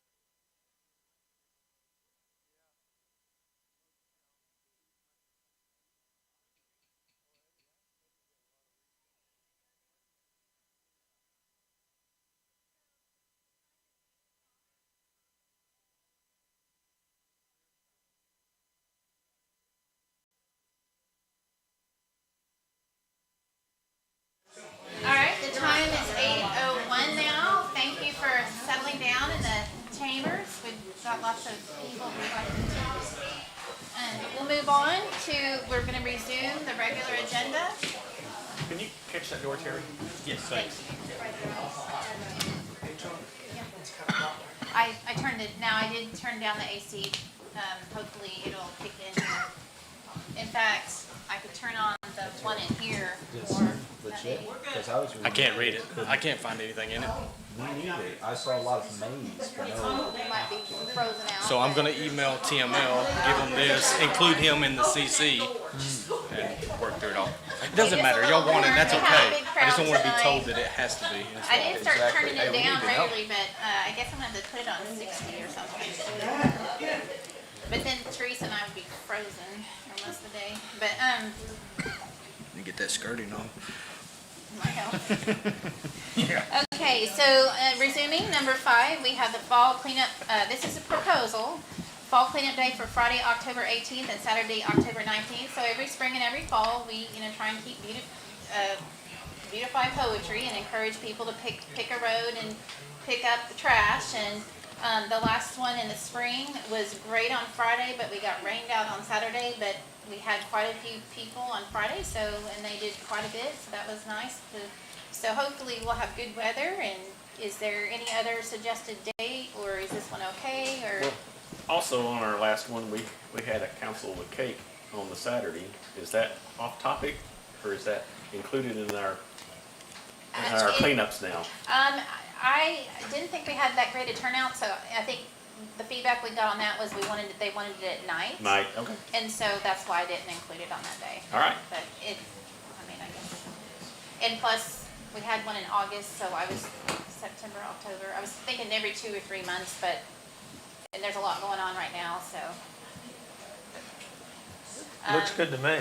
Okay. Good as any. Okay, let's see if there's any citizens. Number 5, Tracy Hibbs. I think she's gone, isn't she? No, she's still on. Is she? I'd asked her to leave, so I don't know if she's kind of forfeited that, right? She's here. No, no. Tracy Hibbs again. Ta-da. Sorry for this interruption earlier. Wait, that. It's been noted numerous times by particular council members that we have a lot of fluff in our agenda items. I think cleanup day could be best used as put on the forum, because you always pick the day anyway. And there's some other items on here tonight that could also be could have been addressed on the forum as well. Okay, Dale Bryant. Brian Lukes. Pass. Okay, so, is that acceptable, that date acceptable to you, fellas? Yeah, we don't have to vote on that, do we? I think we Yeah, go always ahead and have vote as on we it, just to be advertise. safe. Oh, okay. Yeah. Motion to accept the dates then. Okay. Second. Okay, we have a motion by Blake, seconded by Jaffe, to accept Friday, October 18th, and then Saturday, October 19th, to beautify poetry, the fall cleanup day. All those in favor? And that carries unanimously. Okay, number 6, the RVSL Foundation ETJ petition release. And the reason this wasn't on the consent was we had, Councilmember Blake had an issue. Yeah, it's an entity, and the law doesn't allow for entities to sign off on it. They don't vote, they don't have a birth date. I mean, they do, but not the organization getting the release. And they're nonprofit, so I don't understand why it would even matter to them. What about the 365 Land Dev? But they came in and brought paperwork showing that they were actually owners.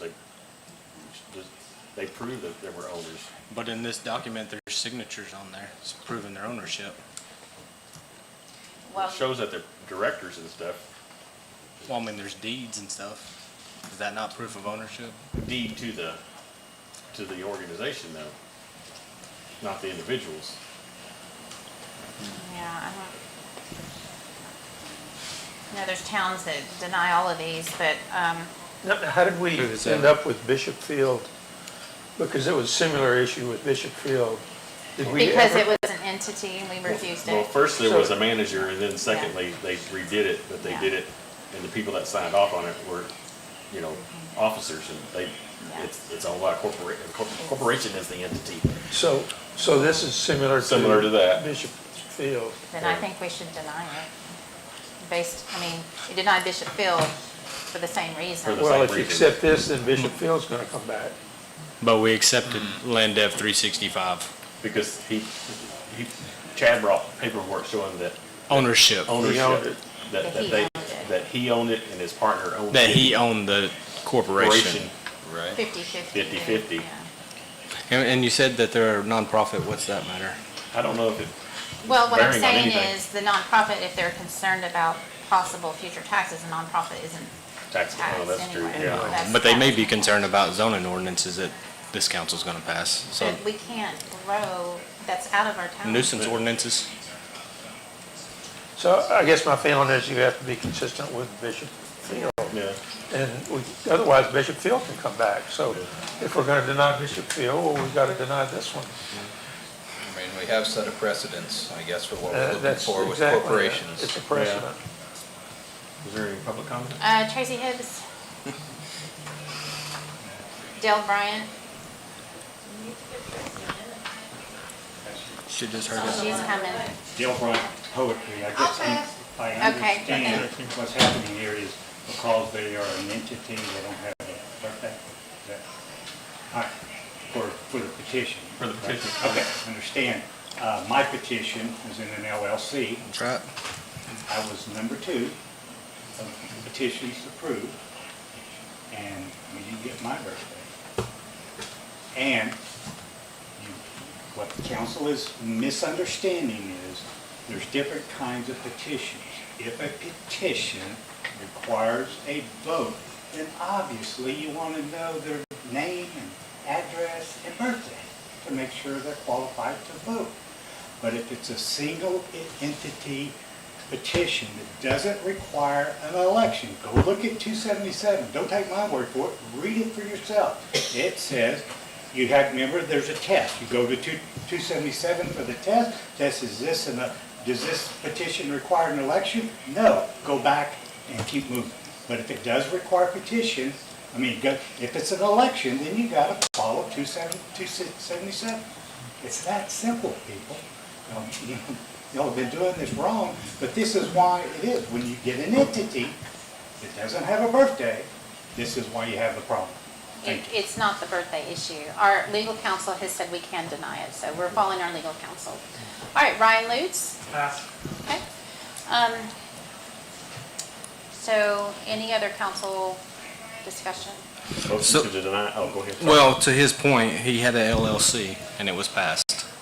We didn't ask him to prove ownership of the LLC. No, it was also one of the early ones too. Yeah. I mean, there was a learning curve.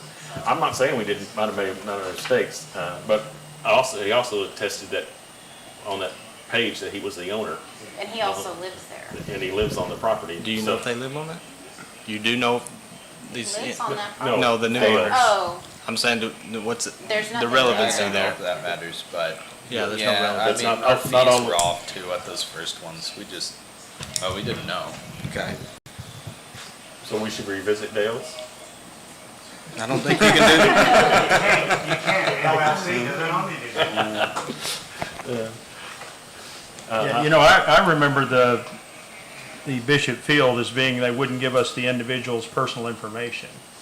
And we said, you need to give us, I guess I remember it differently, not that it matters, I mean, it is what it is, but, and again, I kind of come back to Terry, if we showed that, okay, this is an entity, these are the only members of the entity holds title. I don't know, it seems like an obvious connection to me, but.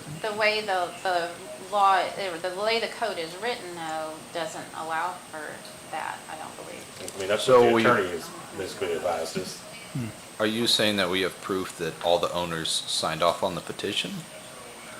Well, in this, I mean, when I went through this packet, everybody that's involved in this group signed, provided birth dates, and it's 3 people. Do we Well, have but a we don't know that's correlation between that and their legal LLC documentation? Because Chad showed us the whole thing, but, I mean, do we have a way to show that those are indeed the owners? I guess is what I'm Well, I saying. mean, I guess, I don't know, I mean, we have the filings. Are they stating that they're Okay. majority owner? Order in No. the order in the But chambers. I didn't see it in there. So to get a title, all vested partners have to sign, right? That's what I would think. Well, I'm not sure that's even right because the attorney says shareholders can't go around and sign all this thing. Even if it's shareholders of the corporation, couldn't sign all these things and make it legal. It's a poorly written law. The standard that we're supposed to go to, these don't meet it. And I'm no legal expert. Okay. I defer to what he tells me. You know, if they tweak the law and it changes, then it might be Well, they could revisited. They could reapply. Reapply. I don't see the difference. Normally I would have contacted him, but I'm not trying to run our legal bill up any higher. But, you know, just as a refresher, but I'm not, you know, I mean, I know what he told us on the other ones, so I'm confident what he told us in the past. I mean, they show us their articles of incorporation, they show us their name filings, they show us the deed. I don't know. I guess I'm confused as to. So the articles of their incorporation They would can show buy and sell everybody. that land tomorrow. I mean, they have legal ownership of it, so, and have had for 2 years.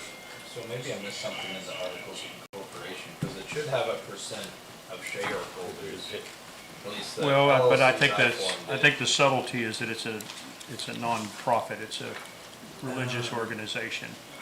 And I think that's handled differently. This is a ministry. This is a church, That is something I don't know. so. That was one of the reasons I would have contacted him, but I'm not trying to spend the town's money. I mean, I'm basing it on what he told me in the past. But the entity can't go out and vote. And they can't vote for the entity. That's like having somebody vote for you. But that's a moot point with land dev. Yeah, they showed us ownership, but the entity can't go out and vote. Yeah, I don't.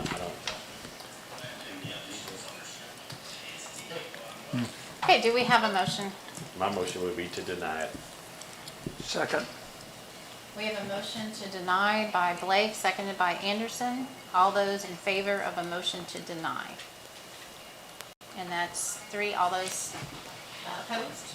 3-2. And the motion carries to deny. And just for housekeeping, would we make sure on these non-unanimous votes that we put the dissenters, as you like to call them? The names of Yes. I'm sure she can do that. Number 7, update on prospective Bishop Airfield LLC MUD and the efforts of State Representative Jill Dutton, Judge Rankin, and community members in the ongoing MUD fight.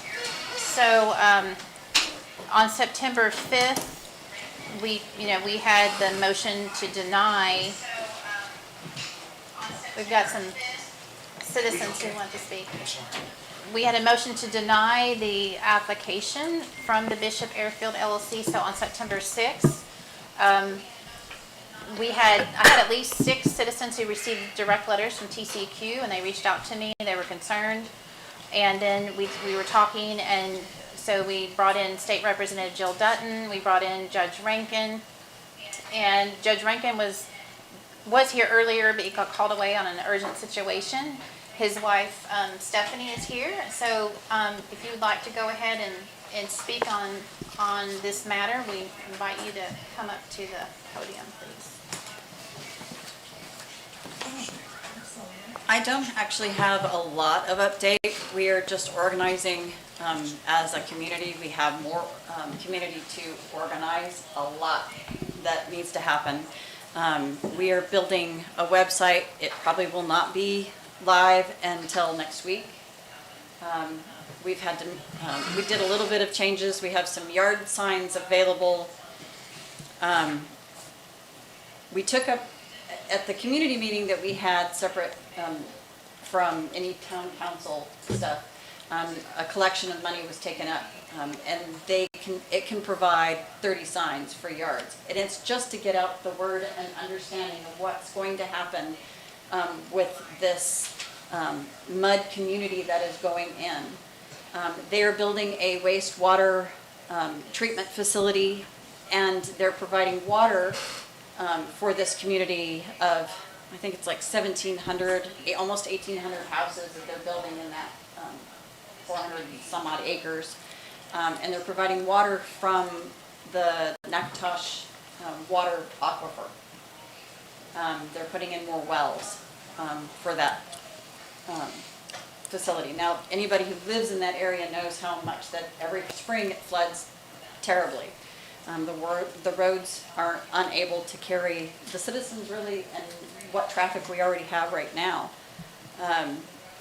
They are planning from this wastewater facility of dumping not more, they say, than 1.1 million gallons of water into our Renfro Creek, which will add, if on any flood year, I mean, it already floods over the roads. 1 million on a daily basis is likely to flood those roads daily. I assume that that's probably not going to happen right away, not until that housing development is fully developed. But it is poorly designed, and they are not taking in consideration the landscape that is already there. They're making some huge assumptions, and they're getting them all wrong. Renfro Creek actually dumps into the South Fork Sabine River watershed, which will eventually make its way up to Lake Tawakoni.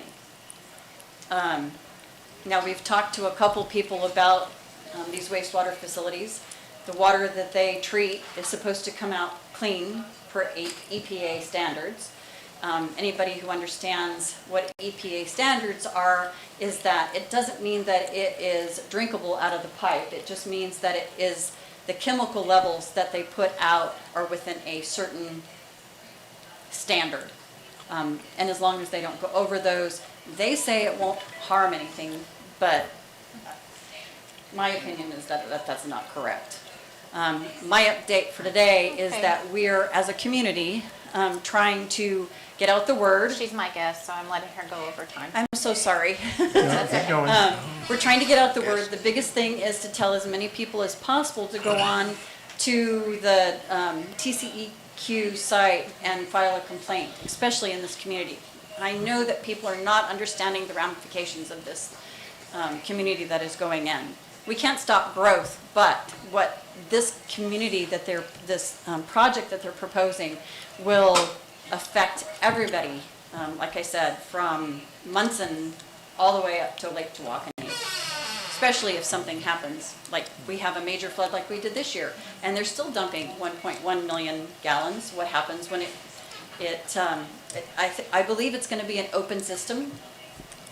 If an environmental hazard happens, we're all swimming in it. And that's very important for everybody to really understand. One thing that we talked about in the last meeting was Judge Stovall had already said that he simply do not have the emergency services for this Correct. kind of development. We don't have And the schools, the emergency services. it is concerning.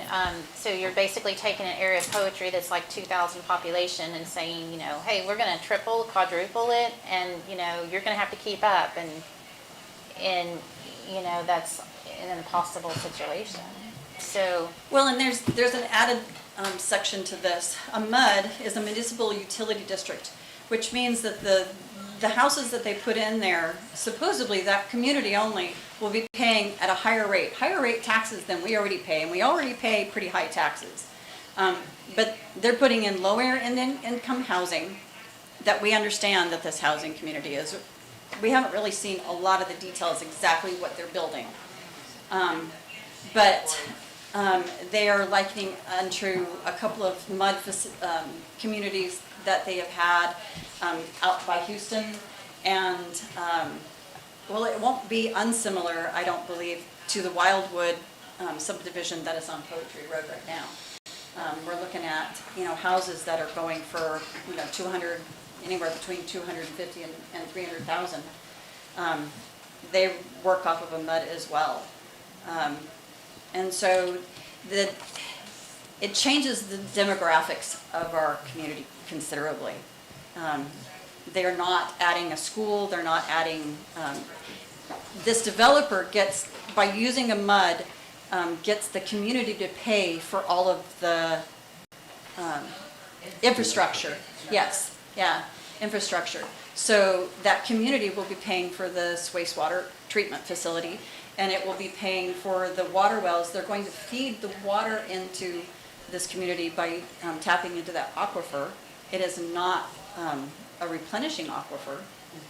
I'm not entirely sure how many gallons that it contains, but you're servicing, almost 1,800 houses. And they're already talking about 1.1 million gallons, a day going into Renfro Creek. So all of that gets piped out of that aquifer daily. So we do have this map up here, and this is showing the 440 acres that's owned by Bishop Airfield. And then here's the floodplain, and then of course Renfro Creek comes in here, and then there's also floodplain here. That's what this map is here for. And this the outtake pipe for that facility is going in here, and that outtake pipe is going in right here. So this is where it's connecting into that Renfro Creek. So that's where it's going to be dumping all of that water. And then they're saying that it's only going to affect 1 mile of Renfro Creek. So somewhere along this road, it already floods. I mean, it floods quite a does bit right here, all the time. Every time, yeah. So, it floods pretty regularly. So And it is the concerning. significance of this is that every time we have a flood, this feeds into the South Sabine Fork, which is what 1565 floods all the time, every time we have a flood.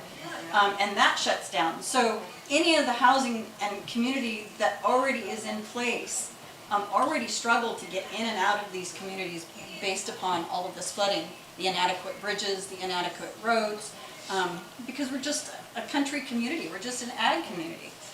We were not designed to be this. And I know that the Commissioners Court has voted and agreed to write a letter to TCEQ. I don't want to say complaining, but they're saying that they disagree with this community going in. I'd have to look at the document again. And I don't know if they will have anything to do with voting on the plat. I know they did the final housing plat, but I know that they voted on part of Wildwoods and they denied part of Wildwoods. And I'm not entirely sure why, but that will be something that is part of the process. So, State Representative Jill Dutton has asked for a case hearing. I have as well. So we have yet to hear when that date will be. So. We need more community meetings. We need people to get out and talk about this, talk about the significance. Once the website is up and going, then you can always point them towards that to glean information. We're going to have, basically, this is what the development is, this is, what the project is entailing, and then on that front page is also going to be how we can help as a community. And the biggest ones is filing a complaint. We need 1,000, 2,000 complaints for TCEQ to even notice. I mean, Jill was telling us that the last community meeting, they had 600 people packed into the high school up in Quinlan complaining about the rock crusher project, and they basically shined them on. They didn't, they had to, go ahead. There's only 163 complaints today, so that's... We don't have near enough, and part of it is that people do not understand the ramifications of the settlement going in. And they want to put 7 wells in. One of those maps, it shows 7, whether they do, but it shows one of those, 7 wells. So on their document, it said 6, and that's what they told us, but yeah, 6 or 7. Okay, well, thank you for that. That may be additional wells to what they already have. Yeah, this would affect every one of us, with just, in all kinds of ways. Traffic, the schools, the security services, the emergency services, the hospitals, the flooding, the roadways, the bridges, crime, just all kinds of ways. And we did ask for them, the ball was in the court, we asked them to bring back some sort of negotiation points, and they had nothing. So, we do have a Facebook page open right at the moment that they're getting some information if people have pictures or how flooding, all that flooding pictures, stuff like that. If you post it on there, you'll have to know that you're automatically giving permissions for it to be used, like on the website and Facebook page. And can you tell us the name of the Facebook? There's a Facebook page. I'm not the Facebook person. The website will be called mudfight.org. No, believe it will be Bishopfield Okay, Mudfight.org. Bishopfield, okay. Um, All right. We needed to identify it. Gotcha, okay. Let's see here. And here, okay, so there is a Facebook, and it's called Bishop Airfield Mud Fight. There, what State Representative Jill had said, a lot of time, well, and even Judge Stovall has said many times, when they have a lot of resistance, they do back out. And if it's if it's a lot of hassle for them, sometimes they do retract, and they do try and move it somewhere else.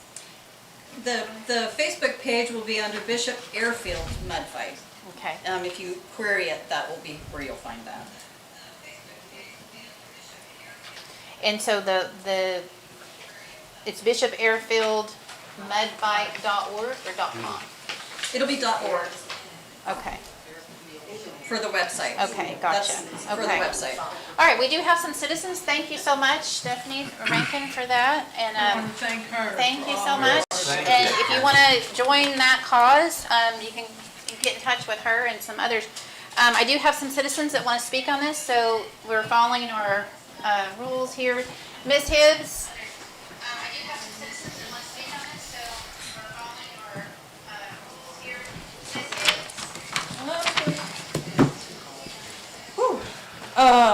Goes back with the door. Something, I don't know if any of you remember this, but when they did the mud district over there off of Poetry Road, D.R. Horton subdivision, they have one guy in there. It only takes one vote, and you have to live in the subdivision to vote in the election for the mud district. That guy did multiple locations, and he is now in jail. So if it ever gets built up, because what he did was illegal. He went to several different mud districts, set up residency, and you don't have to set it up for a long time in mud district. So we need to be very, very close watch on that. I would suggest writing legislators and everything to get that law changed. The other thing that I would suggest, since Jonathan and the mayor were here for that meeting a few Friday nights ago, one of the best fights that we can put for these people that live in this area and all of us in general, get on TxDOT. If you're dumping 1 million plus more gallons into that creek, you're not just going to flood 1565, 2434. You're going to flood 276, which also floods Highway 35. So that is a safety hazard. And I think the council, since Jonathan, you were here that night, I think that would be a great job for you to do, is get a hold of TxDOT and see if there's anything that they can do. Thank you. Okay, thank you. Doug Kendrick?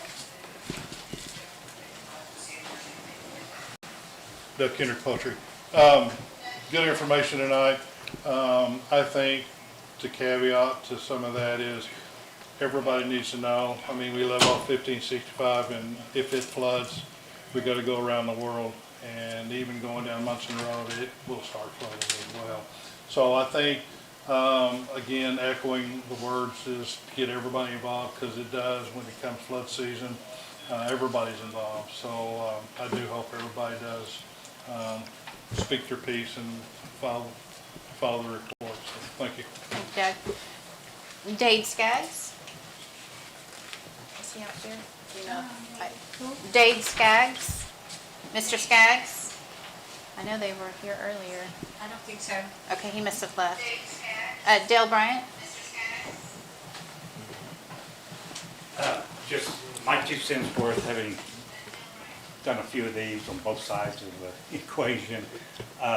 Need to fight this on a technical standpoint. The emotion is not going to get you anywhere. It's got to be technical. You need to find you an engineer or someone, go in there and start looking at the roads that can calculate how much water those ditches, drainage systems can do. Are they doing retention, detention? Do we know?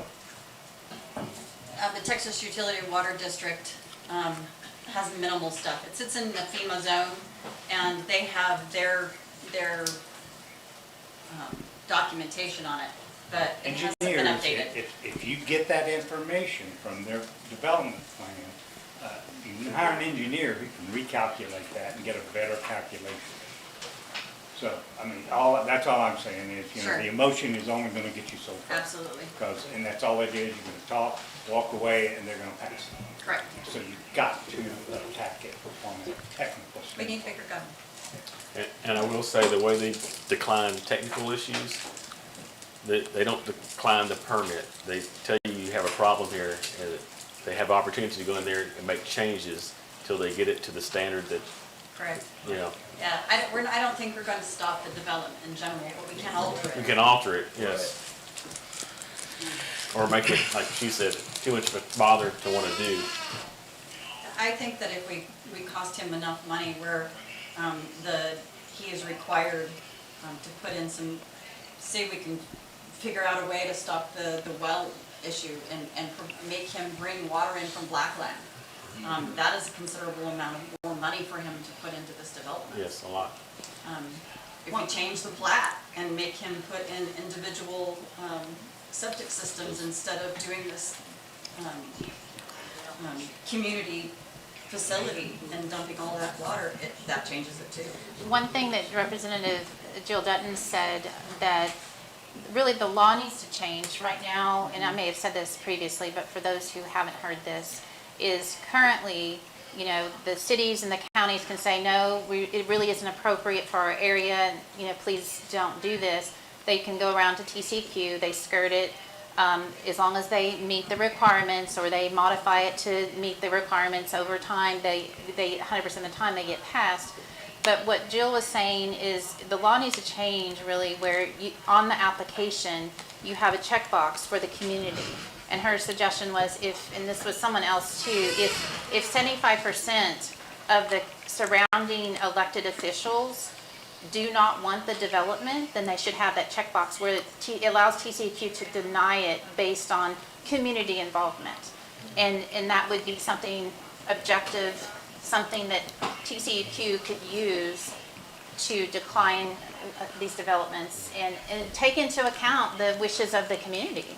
Because as it stands now, they just get away with it and they skirt the will of the people, and they're just forking in multi-millions of dollars on the backs of the surrounding community and the future inhabitants.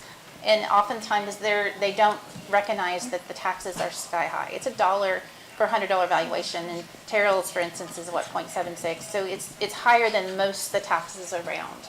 And so a lot of these, I had one constable tell me that he was doing, having to expel someone from their home. It was the 4th time this year on the same home in one of these districts because... Is that the one in Forney or the one in Liberty? It was the one in Forney, because they couldn't pay for it, even if the evictions, the forced evictions. So it's not ideal. So, but the law needs to change. And so that's where I think it really is key. You know, I don't know where it's going to stand on this one, but we need, right now is the time to contact our state legislators. And some of them are probably receive funding from some of these, you know, really wealthy developers. So, but you need to let your voice be heard. Like, this isn't, you know, if you feel that it's not right, you need to let your voice be heard to your state reps and your state senators. Let them know how you feel about it and that it needs to change. Because there's 900, last time I checked, there's 950 of these MUDs across the state. And the other thing I was thinking about is if it's a lot of low-income homes, and this might actually turn some of these, you know, where majority of the state is Republican, right? If you're changing a majority into the low-income housing area, and a lot of these is more blue areas, they're changing the dynamic of the vote, aren't they? So you know, it's something to consider that might actually get their attention. And so, you know, and that may not be across the board, but it might be. So, you know, but there's lots of things to consider, and but, you know, I would encourage everyone to let your voice be heard in our state. I guess I'd point out the way to do it is in their proposal to the TECQ. There's 4 pages, it's called Public Involvement Plan. And on that plan, what they have checked is Public Involvement Plan not applicable to this application. Provide an explanation. And their explanation is the site is remote in Hunt County and is not considered to have significant public interest. Now, this is in their application. It's then the next 3 pages get into demographics and other things, which you were saying. And those are all blank. Everything's blank. So they say, this is what they're saying.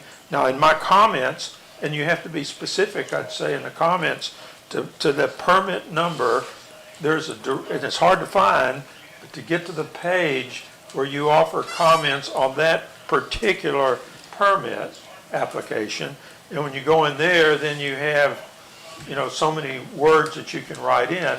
And so I went into there, and part of my comments is, hey, it is adjacent to the town. It's in our ETJ. It's not a remote location. And furthermore, we have 2,000 residents approximately.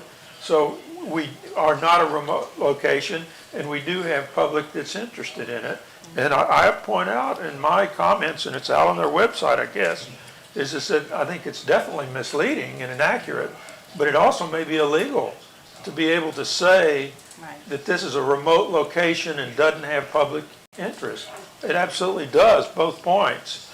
So I'm not sure what anybody's going to do, but I would say if you're going to make comments, I think it's important to go into that particular permit number and then find your way all the way through, which is not easy, to the comment page, and then offer your comments in there, and then that goes directly to that permit. Yes. But it's not straightforward shot. It's a difficult. It's the red QR code takes you to the complaint page.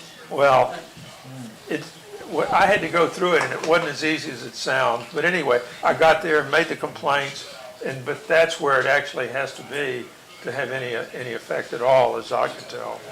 I think you and Dale are saying something similar. Dale's saying attack this from the technical side, and you're saying the same thing that we are.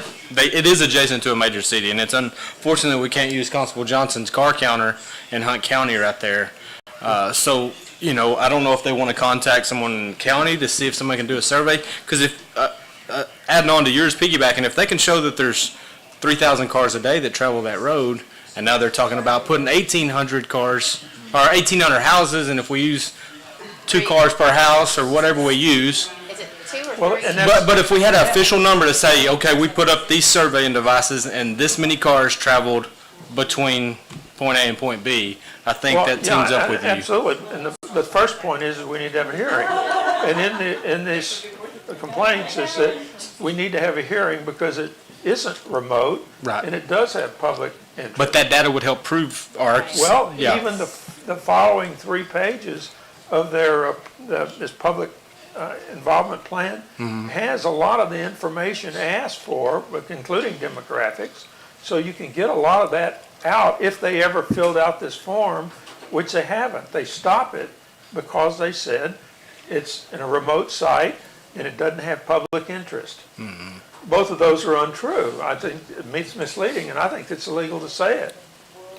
Well, I know with the rock crushing, even though the TCQ went ahead and consented for their development, there is a lawsuit now. So the people, are now suing. So I don't know what will happen in this case, but we need more than 139 complaints is what I know. So 53, 163, okay, 163, okay. When we had our meeting September 6th, it was like 33 or something. So it has come up, so that's good. But here's the QR code, and it's permit number WQ00165570001.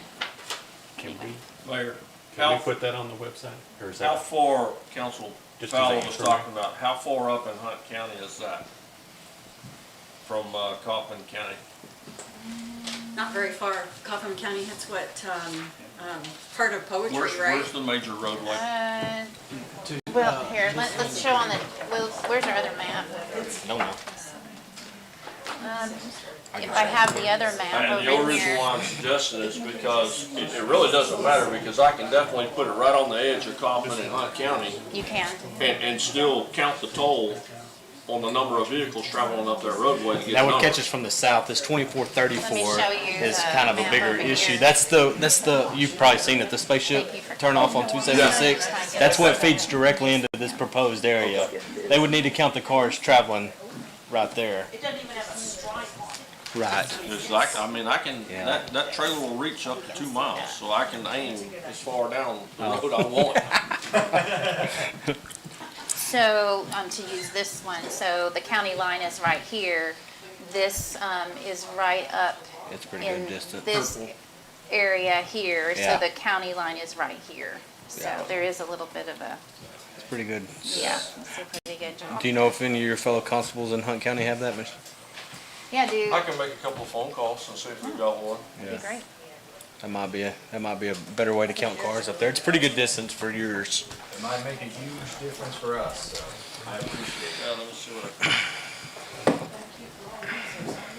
Do y'all have an interlocal agreement to bar stuff? Do y'all have an interlocal agreement to bar between counties? If not, can we write one? Well, it might be time that we have to buy one, I don't know.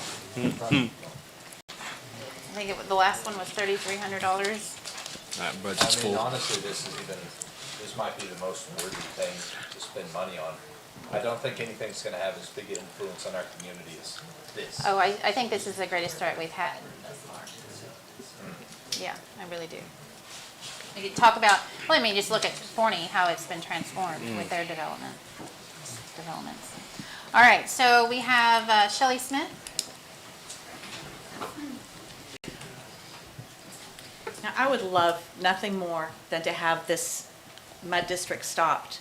But what I'm hearing is that the town of Poetry itself can't just stop the development. Two reasons that we incorporated were based on two things: the fear that Terrell would take us over, and the idea that by incorporating, we can keep out the muds and the suds. Now it is brought to our attention that this is not the case. This is a quote from the incorporation propaganda. It is not just the imminent threat of Terrell which we need to be concerned about, however. Special districts can also come in uninvited and set up in your area. Without incorporation, the area has very little say. With incorporation, we have the power of zoning restrictions.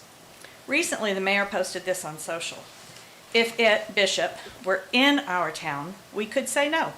Since they are in our ETJ, as a type A general law town, we can still say no as a town. We did say no, and it did nothing. And now the mayor has admitted, quote, but they just go to TCEQ and 100% of the time get approval. In another recent post, she stated, quote, the town of Poetry filed a deny to consent the mud development, and the Bishop Airfield LLC had filed with TCEQ now, which can often skirt the will of cities, counties, and community. Once again, Bishop simply scoffed at the town's letter of disapproval.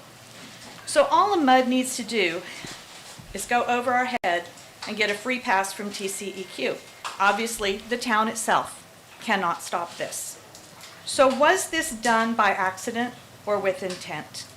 When you want to determine if someone acted with intent, it's good to look at things they've written, things they've said, or tangible items they've created. For instance, a map. Look at the comprehensive zoning map that is on the town's website. It uses different colors to show where different zoning is. Someone within the town made the intentional decision, let's color the ETJ with zoning colors, which would make it appear that the ETJ is subject to zoning. It is not. The town knew that when this map was created, but in Poetry, Texas, the narrative is far more important than the reality. In the meantime, the citizens of Poetry are paying hundreds of dollars a year in franchise fees for trash and electric, and for what?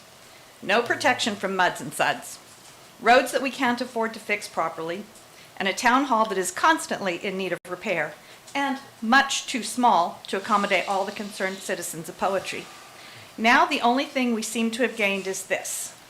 The new zoning regulations are there exclusively to control the citizens of Poetry. I have to ask, were the citizens sold a bill of goods at the beginning out of ignorance and incompetence? or intentionally misled. Thank you for your time. Ryan Lutz.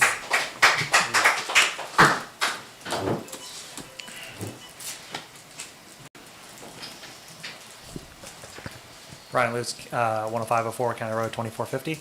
I want to say thank you to the council for bringing this up and having this on. I think, I just want to summarize for anyone who doesn't completely get it and make it as simple as possible. Basically, you may have heard the old adage, the cart before the horse. This is what's happening to us. The big developer's going to come in, develop the land, sell it off, make a big old bag of money, and then leave us to pick up the mess. No matter what we do, no matter how you feel and how we got here, we all need to do our part and be a stick in the mud, basically, to the developer. However that is, a whole way until it's time, until we have no other choice, until it's done, until every house is built there. We all need to, be a stick in the mud. Okay, thank you, Ryan. I agree with that. Okay, that's all of our public citizen comments.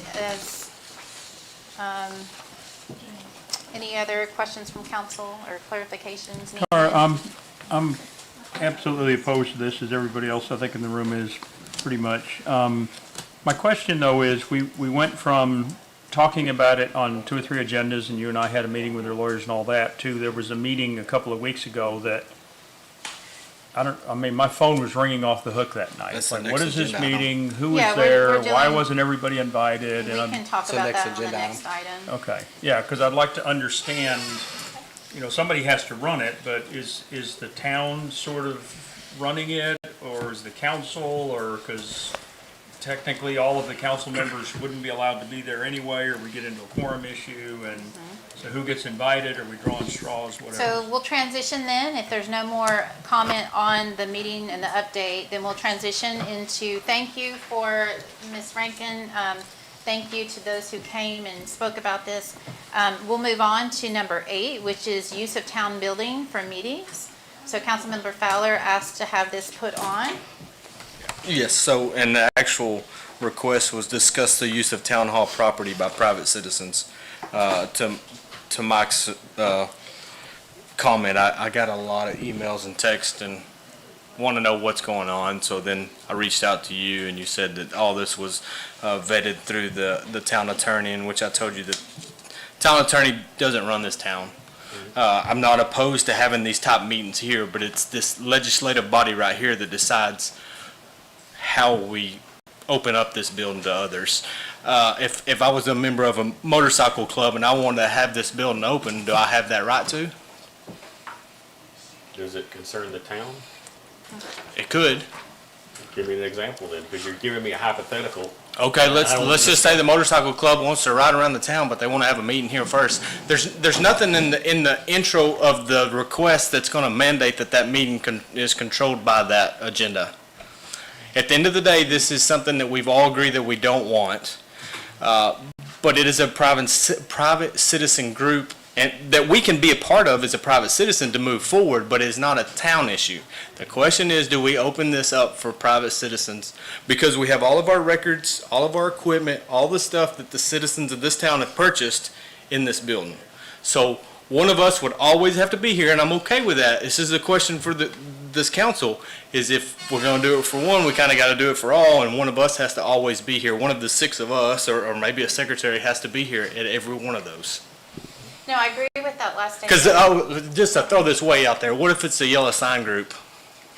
Well, so what? It's a town business. So there was Mayor Pro Tem and myself were present, and according to Government Code 22037, I'm authorized as mayor to call special meetings on my own motion. So I can do that. Special meetings. I can do Special that. meetings are this. But it seems a little Oh, odd. whoa. No, Special as meetings. Chief Executive Officer for the public good, I can do that. And You can call a special meeting, we know that, but No. this is the meeting. No. Yes, it is, it's these members right Okay, here. so for the public good, this is a public building. For the public good, I had Mayor Pro Tem Blake and myself and Representative Jill Dutton here and Judge Rankin here. It is perfectly feasible for the public good to have a public meeting. Will you allow yellow signers to do it when they do their petition next time? It can't be a political rally. It can't be a political rally, and it cannot be for personal use. Okay. So Because the yellow signers were a political entity, they would not be allowed to do that. So, I mean, just like the other side, they couldn't do it either. Anything political rally is you can't do that on the town hall Repeat property. that one more time. I just want to follow up on it. Section 22042 And and section Summarize it again. 22037. Type A mayor is also authorized to call special meetings on her own motion. okay. And you're saying that doesn't involve all of council. Your special meetings can be a council member and all the citizens. Well, I'm just saying, for the public good, we have a public building, and. I'm not saying, I'm saying that wasn't a it's- special meeting. Are you saying it was a special meeting? It was a special meeting Okay. to hear the constituents. Okay. We've had meetings, like Mr. Jaffe and I had our meeting with the MUD attorney, the MUD lawyer. We had- That's not a special meeting. That's where you're missing this. Well, and we've had other meetings with the engineers. We've had all kinds of meetings. Those are not special meetings. Well, I can delineate a special meeting for the public good. I'm not holding a political rally, that's the difference. Well, I You're guess, and saying all I kinds of won't speak for the rest of the No, council, I'm but talking about I private was citizens. sitting where I was sitting that Friday night feeling pretty stupid because an appearing official town event was going on with the council and the mayor leading it. That's right. And I, as an active member of the council, had no idea what was going on. I didn't know, so I guess I would encourage you the next time to at least give the courtesy to the council members of, hey, guys, we're gonna be having a meeting up there, it's about the mud or something. Because Noted. I was like, You were blind. I have no idea what's going on. Well, and part of that was, we were originally gonna only have 7 or 8 people, so I said, come by the feed store, we're gonna do it there. But then it snowballed and we realized I didn't have the room, and so we just had to move it over at last minute. So my apologies for you being blindsided, and then noted in the future, if we ever have something for the public good with council present, again, we can't have quorum, but with council present, I will email secretary or text the secretary and she can put out a notice. Well, and I That would be nice. I That- do that would think be good. The mayor should have authority to do that because the public's sunk a good deal of money in this building, and I think it should be used for other public services. Well, no, but it could be abused too, though, right? That's right. She could pick her favorites and have little meetings and work on things. I'm not saying she is, but she could. So I think we need to, and I think I'd also like to see us at some point sort of clarify, because this journey could be long, right, with the MUD district, and everybody is in on it. But, you know, how are we gonna kind of keep everything healthy between official town business and, because we're all members of the town and some of us of the council, and we don't want to get into a I situation did where. call, I noted, I did call Quinlan and I asked them, hey, you have your city hall, do you allow other entities to use it? And they said, oh yeah, we've got, EDC uses it.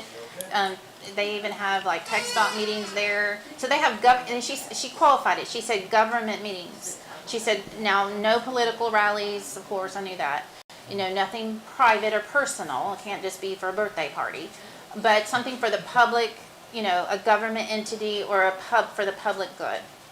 And so, but I do apologize for you being blindsided. It was something that we had to change really at the last minute because we were realizing that we didn't have, we were gonna have like over 20 people and I couldn't accommodate them. Well, and again, in my concern is not office. as much as Terry's with the building as it is just our role as council members and mayor in fighting this charge, and do we, you know, because we're allowed to, but I think we just need to make everything clear, right? So we're not, for example, printing brochures or pamphlets or something in here. Yeah. And I'm not saying any of that's happening, It but you know, there need to be some lines of separation there so that somebody doesn't come back and we end up. So I had getting in all the trouble. brochures planted by my employee and none of it was here.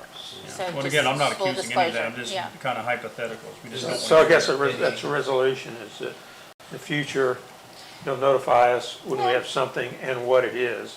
That way there's a written document of some sort, Well, 'cause if email you or Noted. something. And told we're me- new. Well, who I gets mean, to this- decide We it? haven't even been here a year. Can I so- decide to have one on my own accord? Well, if a citizen group according approaches to me, Section 22. that's a special meeting, that's not the On same. the application of 3 aldermen, or three of you can. It says you can have a special meeting if 3 of you agree or on my motion. I'm not asking for a special meeting. These are not special meetings. It's not, it's a general use of the town hall. That's And right. I think it's just, I think we have different perspectives of maybe who should be qualified to allow a meeting, but I think we're both under the impression that something needs to be solidified to say it. That's all I'm saying, And Simeon. I think, for me, and I agree with you 100%, I think the mayor should, because the mayor's kind of managing the town hall anyways, and they're also managing all the employees at the town hall, and the mayor's supposed to be kind of the head of the town to some degree.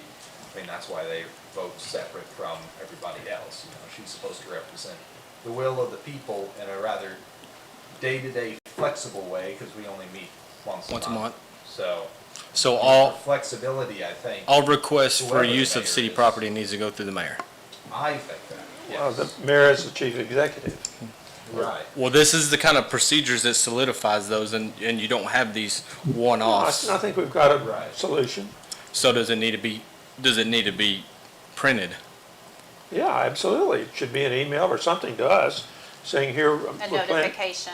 to use this, and because we So- can't do a quorum. But you agree we're not gonna call it a special meeting, because that's not what Well, yeah, I that's think if it's a defined. special meeting, don't we have to keep minutes and? That's right, that is not a We special have to meeting. keep minutes and we have to do public notifications, all that, so I don't think we want to Still, call it a special meeting. You've called special because- meetings before, and they can be I think called that brings with up a whole 24-hour lot of notice, stuff but it still has to be published and all that. But We don't have Uses quorum. people, like when we called that, TNZ research group a committee, that really confused people. So we don't wanna run into that again.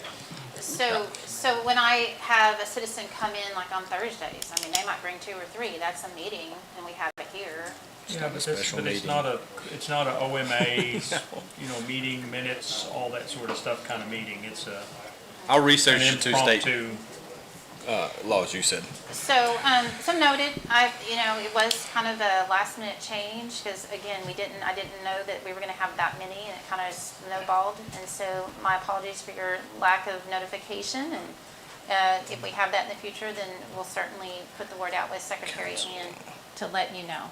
And I would make the point, this is probably the biggest issue the town's facing right now. Yeah. So and it will go on a long time. I don't think the developer's gonna walk away. They've put a lot of money into it, so there will probably be more instances. So we probably will have another meeting here, but if You know the you're- protocol, yeah. Well, I know the protocol now, we will Okay. notify, and Well, I and I think- was actually concerned that we might have quorum and I'd have to tell one of the council members to leave. I really did, I didn't know, But we're allowed to gather. There's just restrictions on what we can talk about when we gather, right? We're allowed to go to a barbecue, we can go to a meeting, we just can't conduct town business, official or unofficial. So, because there's a chance we're gonna have more than 2 or 3 of us at some of these gatherings, because we all want to be a part of it and fighting it. So we probably need to get a little clarification amongst ourselves. Maybe Ann can help us with it, I don't know, on the whole OMA thing. I would also be curious if there's any way for the town to support this movement, because we've already made statements that say we're against the mud. we have. This Well, and is that's in one alignment reason I with our had the stated meeting goals. after, because I didn't want to skirt the will of the council. That's why I held the meeting after you all voted to deny the consent. Because I didn't feel I had the justification to go around council's wishes if they had voted something differently. So that's why I had the meeting after that, but. And you said this wasn't a political subdivision or something like the Yellow Signers. I didn't know they were, but I would caution, I don't know all the rules either, but we now know that they're taking in money for their efforts. For the signs, So, yeah. just Donation of the FYI, signs. that could become a public Well, subdivision. the disincorporate public- movement actually filed with the town as Okay. a PAC. They were a special political action committee. So did Special- the other side. So it okay. was a political action, and you can't But- have political action committee meetings in your town hall. Okay. Public Action Committee. Okay, so we got a resolution. We can move Okay, on. so, all right, so noted, and so if you wanna, if you wanna join in, contact me. This is a big fight. We need to do what we can Oh, and there'll be on more this. That's meetings, number 8. especially if there is We'd like some kind of a presentation. We would like to Yeah. have the meeting at the school, because we don't. We might room have here. to, yeah. that's right. Well, of course, they have a lot of games going on, but Yeah, yes. Well, For and the I church, think, I yeah. think what's failed us in the past is creating an air of division or elite versus non-elite or whatever. So I think here's an opportunity where we can sort of not do that. And if we have to have it in the pavilion at the cemetery, we'll have it there, but let's give everybody a chance to show up and feel included, because then they're gonna be willing to fight. Otherwise, people are gonna play petty little games, and I'm not signing a petition because they didn't invite me and I don't like whatever. And let's make it feel like everybody in poetry The cares next- about this. Yes, the next meeting, this was just to kind of figure out where we're going. The next meeting probably will be at either the school or church, because we wanted a lot of folks involved, but we just didn't know which way was up yet, so we're just trying to figure out where we are. But, all right, so moving on to number 9, we have the poetry ordinance adopting official. Oh, you know what? I'm so sorry. You were right, number 8. Tracy Hibbs? Okay, so the town hall was used for the planning and zoning committee, which we had 30 people at, based on the mayor's statement. The other night, that Friday night, I tried to get into this building, the door was locked. Tonight, you've allowed the mayor to use this as a public forum for the public hearing for a budget. Once you establish a public forum in a place that is a government entity, she will always be able to use it as a public forum. Therefore, she can hold any type of meeting she wants to. Doug Kendrick? I'm sorry, you're not on the list. Okay. I'm sorry. No. Can't give them a. Is she on general? Huh? Is she on general? On general, you might be able to, but not on this. Doug Kendrick? Doug Kendrick Poetry. When I read the agenda, I wasn't really considering all the conversations y'all had previously. But suggestion would be, y'all need to put an ordinance together so it'll save the bickering back and forth, or, hey, here's who's allowed, who's not allowed, and it comes out as individualized statements instead of here's the ordinance, here's what's recommended, along with an ordinance that says, you know, you're only allowed 28 people, however many chairs, as the mayor alluded to this evening. Having something in writing, an ordinance or whatever, here's the rules and regulations for having the meetings, because you look outside of the box, if this is a public building, what happens if I say, hey, I want to have my grandkids have a birthday party up here? So there's things that you've got to consider as well, as far as damages and things like that, regardless of who has the meeting. Just, thank you. Okay, thank you, Doug. Dale Bryant? All right, guys, look. At all costs, you have got to avoid the appearance. And this is all you're doing. You're building this animosity within the citizen. I mean, don't be so stupid. Thank you. Kevin Sinkovich?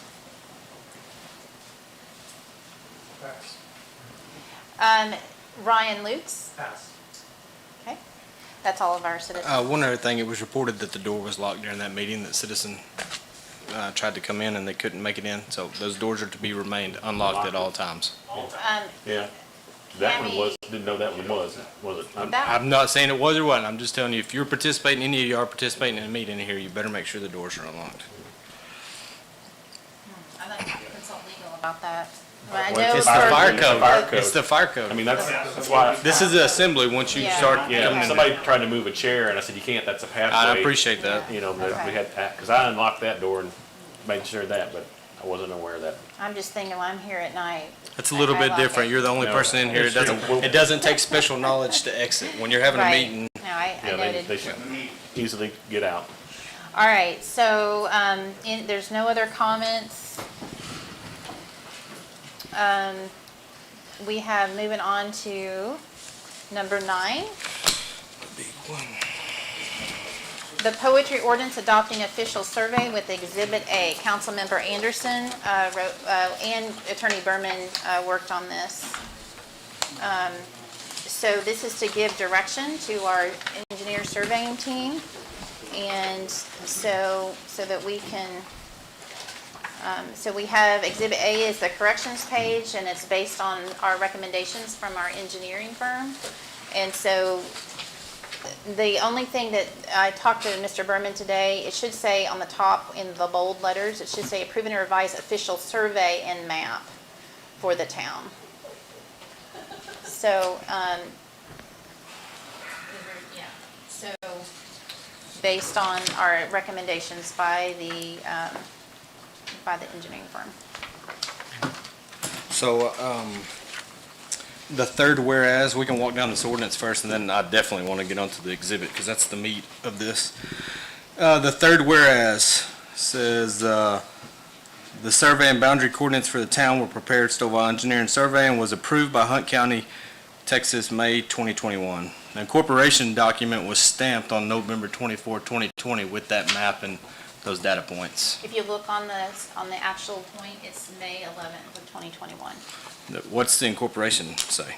The incorporation, though, the document for letters of incorporation is stamped on a different page, but on that page, it's May 11th.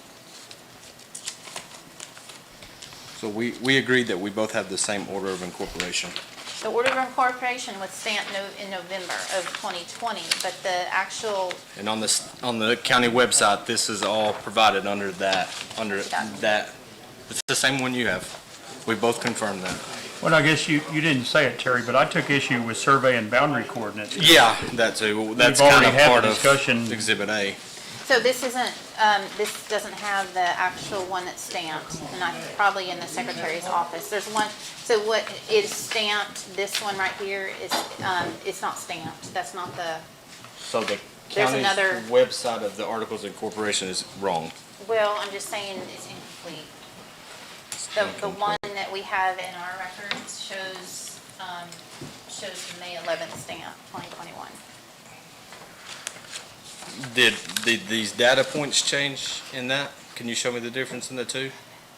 Because this is just a visual representation of this. Would you agree? No. You wouldn't? I mean, Berman No, said it was. No, wait a minute. So if we're gonna, so the Articles of Incorporation was the ordinance. You have the petition, you have that ordinance, that was stamped in November. In order to fulfill the request, the Hunt County had to hire Stovall Engineering to do the coordinates. The coordinates and the map were stamped later. Okay. So I'm just a dummy. I just went onto the Hunt County website, and this is everything that came out of this certified stamp.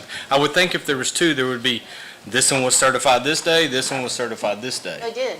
But this is exactly what came off the county website. So they can't make mistakes? I mean, our website is inaccurate all the time. The question is, if I this, can go look. if this was what was incorporated on, that means these were what incorporated on, and these are the points. Because that's the way it's presented on the website. That's right. We don't know if that's not the. Y'all do know that our engineering firm has been using this document to provide us these memorandums, correct? Well, yes, All the information we have has come from this document, not those zip files. yeah, but you're talking about a stamp date. Is that what No, you're- I'm talking about the data in this The data. incorporation document. Yes. But I thought you were questioning that when it was stamped. Well, because I think we this just want says to make sure November. we're using the right set. That's the right. This document. is just say if it's May or November. That's the start of She this. has it locked.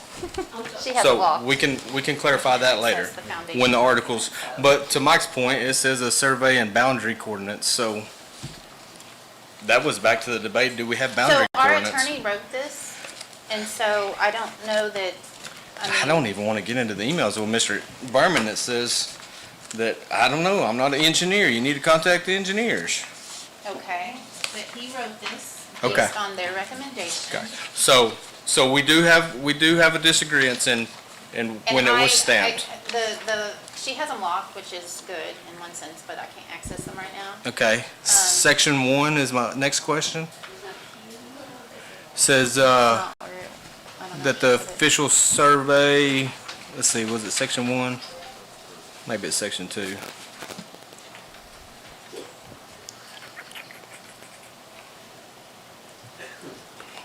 Well, again, I feel like we're using the term survey loosely here. I feel like it's, Very loose. I don't feel like we're kind of using it in different ways even within the same document, because the opening where it says a supplemental survey and boundary coordinates for the town were prepared by Stovall Engineering and Surveying, that leads me to believe there was a survey, like the real survey, provided, and then over here, it talks about survey attached here to, What Attorney Berman said was the law is vague on the definition of survey, and so, that's what he said. In this, He in this- did. In this part of In this the law. particular, no, At this part of the law, that's the problem. Well, and the he law said- is not cut and dry as you would like it to. It's not, but it also says who can do a survey. GIS can't do a survey, only a surveyor can do a survey. That's in another part of the law. Well, they have an engineering who do this. Well, I know, You- but you see why- I know what he told us though. Right, but you see why we're at a surveyor's office now and not using our GIS map, correct? Well, You can't call a survey from GIS It person. was an engineering and surveying that did the map that we currently use and did do the coordinates. So let's discuss the exhibit then, because I don't think they go hand in hand with the memorandum that we received from Burkhoff, Hendricks, and Carter. Or maybe y'all have already agreed to the exhibit is written. This memorandum did make it out to the public. I did send, y'all got a copy of that email I sent to Mr. Berman that he didn't reply to because I thought me and Tom was going to meet with Berman before all this came out. But this did make it to the public and has since been retracted. But we hadn't had the open discussion enough for me to know that y'all have been fully educated and fully know what you're voting on. So POE H4 on that map. Does everyone understand what they're saying in this Exhibit A? That the legal defining coordinates in our incorporation document, we're going to change those because of an erroneous map. Or the inverse. No, You're saying because- that one's erroneous, yes. No, because Berman told us in our meeting, sitting right here, that the defining, here, I don't want to misquote it. no, I remember what that. You remember that- what he said. That the map is an aid to these. It's a visual reference. But you also say that there can't be mistakes on this. And No, I didn't say there couldn't be obviously Well, mistakes you're on treating that. it like there can't be mistakes. No, I'm not treating it like that either. Well, I don't understand. None of these maps are outside of Texas. I mean, they're within this geographical Okay, so location that we're, At no time did that road go that far, at no time. So their mathematical error is just wrong. It's an error. And errors happen because you have no one to deal with but humans. you don't make that error. That is a point drop on a map. When you type in the GPS points, even with my basic software skills, the one that has found all these mistakes, guess what? It takes me to that same spot every time. It doesn't matter if it's free software, But it- RPLS software. the engineering firm. Well, that- You I actually know. found the problems. So that's could another not. reason that I have. So if this is a lack visual of confidence. representation of it, then let's make it a visual representation of it. No, but here's the thing. Here's one thing that Berman has said. You cannot change the map significantly from what the vote of the people was. And that, because there was an error, you don't go with the error. You don't keep confounding the error. You correct the error. The error was the map. Let's correct the map. So you're wanting to include people that never had an opportunity to vote to be in the town. Let's And not put you words in my would've- mouth. I want the map to be drawn on the data points that are in the Articles of And I Incorporation. the think most results of of us that? disagree with that. Huh? What would And the- you have that right. This is my right Most too. of us What would be the disagree. result of extending that road on that point? What would result by the town? order? Change the ETJ. from It would one. change the ETJ. It also would change the number of square footage in our town. And again, it was calculated based on it being right where it currently is, not on the error. but do But we- the calculations are wrong. We know that. But do we Okay, know so that? someone Do had- we know that all the little tan strips equal that many No. hundreds of thousands of square feet? Or do we know that the table coordinates equal Again, that? the table coordinates was done after the Articles of Incorporation. And the timestamp, I've scanned that in to Mr. Berman, I've scanned that in, I just don't have that in front of me. But we talked about all this last time. I Well, thought because I think tonight, the I mean, discussion to is gonna me- be, we're gonna have to pick one of these or something in the middle of these as Yeah, we're being gonna- sacred. We're gonna decide what. Right, where and we I think want. that's where we left it at the last meeting was, Right. we were gonna come up with, Terry was gonna kind of propose, because he's more leaning to the table, Tom or whoever was more leaning to the map, and we were gonna come up with something. what we And I- decided was that Tom would come up with the, that was, he would come up with that, and Terry said, Well, I don't think they're gonna wanna vote on what I come up with, and that was where we left it. Well, y'all left it at that. Y'all wanted to vote that But you night, and I didn't- said, no, and this needs Well, to have you an didn't- open meeting. Did you present an ordinance I'm for us? I'm not presenting ordinance. I'm not paying Berman to go do this until this council Well, decides what but we're gonna do. You already said that they wouldn't vote on, for what you're proposing. Well, because I haven't had a chance. I mean, nobody on this council has reached out to the citizens either to see how they feel on that road, have y'all? Well, and it's not as, I don't think it's as simple as just do we extend or not extend. I think there's some places that don't connect properly. There's lots and- of them, guys. And a couple others that we need to heal up. Right. That are Yeah. less And that's- impacting. They're and not gonna that's- change anybody's front yard necessarily, but the map needs to connect to itself. But specifically about this first one, I mean, my thoughts on it are, we're trying to make a decision, and I hope we make it for those people there. I hope we're thinking of the effect that it has on those individuals, because gosh, if I didn't get to vote in the incorporation for the inaugural election and those individuals, or for the next council, and then somebody tells me, yeah, but now you're in the town, and maybe you're getting a property tax and you're getting zoning for sure. It's Man, funny that you would say that feel because we had a rotten. 70% increase in voters after incorporation. I know. We're not And talking about six we houses, don't we're talking about appreciate 70% increase. that. And sure, and you were against that, right? We were against that. So I why want- would we do that again? Because to I want our people? town boundaries to be I think you are trying to change the town boundaries to an No, erroneous map. You're I'm taking just an trying to do error and people wanting to honest. propagate an error. Errors, The error on that one road errors. was never on the, We on were the gonna look at map. these individually though, so Yeah, let's let's stay move on on. this first one. Okay, so H4. Right, and I don't want to do people rotten again, because you and I both agree that that is not, it's not great that people didn't get to vote for the Well, incorporation. So on the incorporation, just for clarification, on the incorporation, the attorney said that only those in the town boundary could vote. After that, then it was expanded to those, it was expanded in subsequent elections to those who touch the town boundary, and that's why the increase in the number of voters. Right, it was their error Just as a for sure, clarification. but it Well, I'm caused not us sure. so much I mean, grief. there was one attorney that said it, wanna do that. and the other attorney, and I didn't even know how it was gonna go exactly, but, you know, the counties held the election, they were in charge of it, and they did it the way they did it. So, okay, let's segue on that, Simeon. We seem to find some common ground from time to time. And I'm glad we're finding this because you possibly don't want to include people that were left out. According to our engineer's memos, there's two key takeaways we don't even have to look at the map for. They do agree that nothing in the Articles of Incorporation say follow the center line of the road. But more importantly, they do agree that it doesn't extend past the point of end. So all the semicircles, it was never calculated into the gross square footage that equates to square miles of this town. So now do we need to remove voters? Now, that's a big assumption you're making. That's a really big assumption. They made it very clear and unambiguous, as you like to point out, Not on the on calculation. the last point, that it does not say to go past the POB and POA. But you're conflating issues. No. That's the engineer's report. You're saying that Dorothy Dillon GIS, when she calculated her numbers, she absolutely included those. And here's how we figured that. And then Here's how we Heather figure it. Carter, who was Let's check the an easy one. attorney, she also vetted that. Okay. So, Let's check an easy one. So when you drop 2 points, it gives you a distance in feet in between those. Would you agree? H1 is the easiest one on here. It gives you point of beginning, point of end. It gives you a distance in feet in between those 2 points.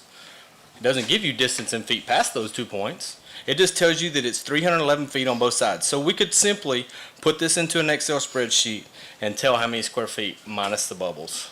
If the bubbles exceed our square footage, are we taking votes away from people who have been able to but vote? that's not how it Are was done, you, Terry. I guess I don't understand That's your not how it was stance on it. Are you wanting to change it from the way it's been for all the last votes? Like, what are you saying about it?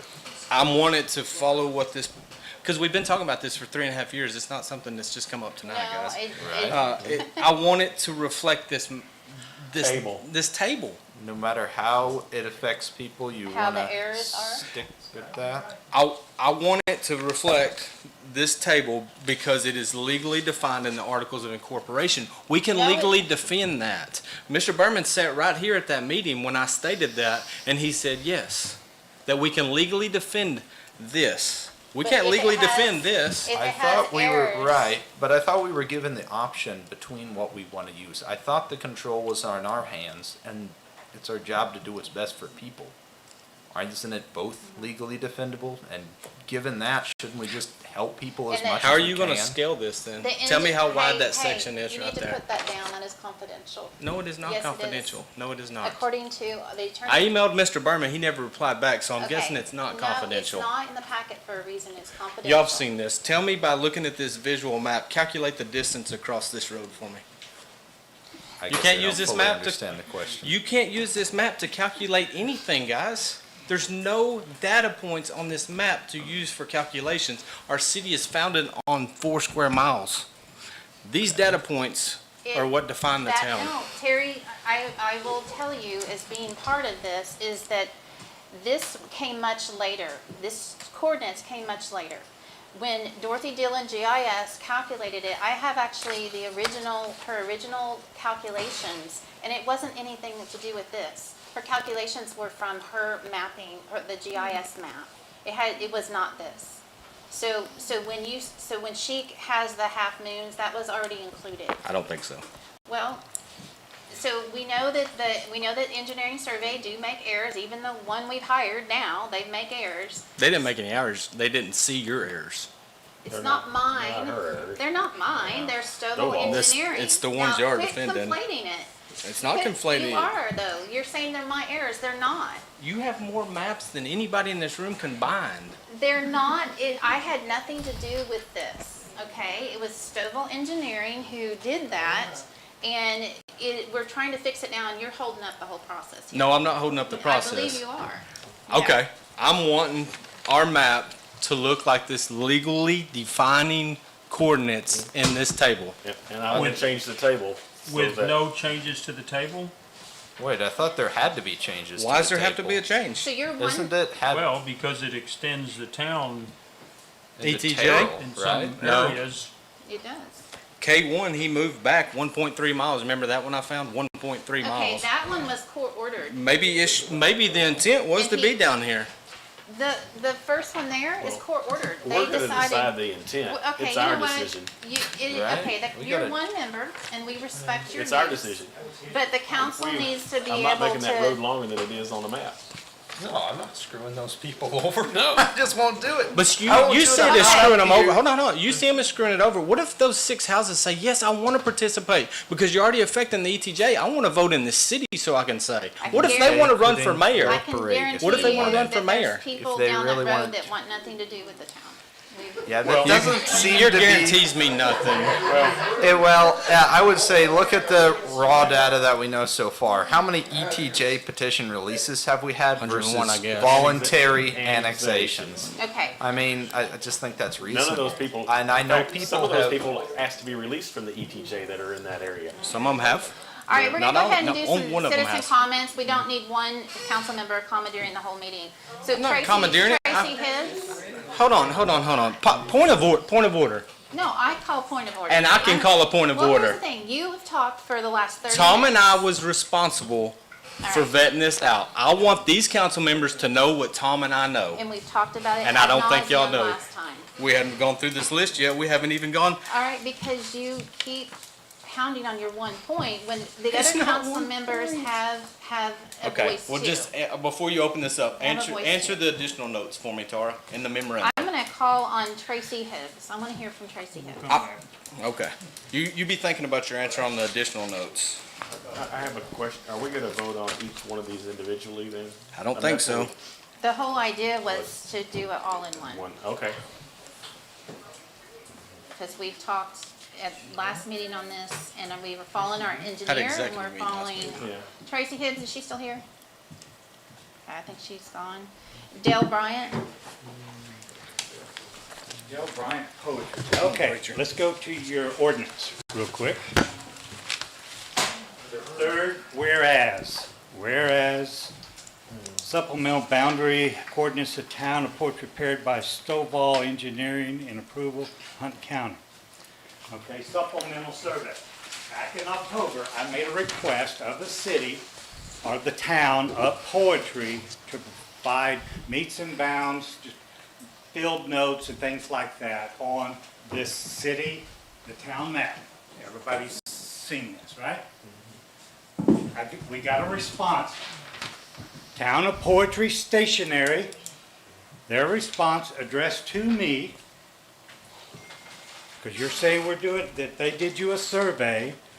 We didn't, this is Stovall, we did not provide any meets and bounds, that's a survey, legal descriptions, a survey, nor field notes for the city. We are unable to provide any additional information regarding the, listen to this word, map, not a survey. And in your ordinance, you're calling it a survey. Now, y'all do know, if you consider yourselves super informed, you do know if you file this a record and knowingly file a false document, you know that's a criminal action, right? Okay, so all through this, I mean, we are not just stupid people. You're calling this thing, this map, and then all of a sudden in 4 you call it a survey.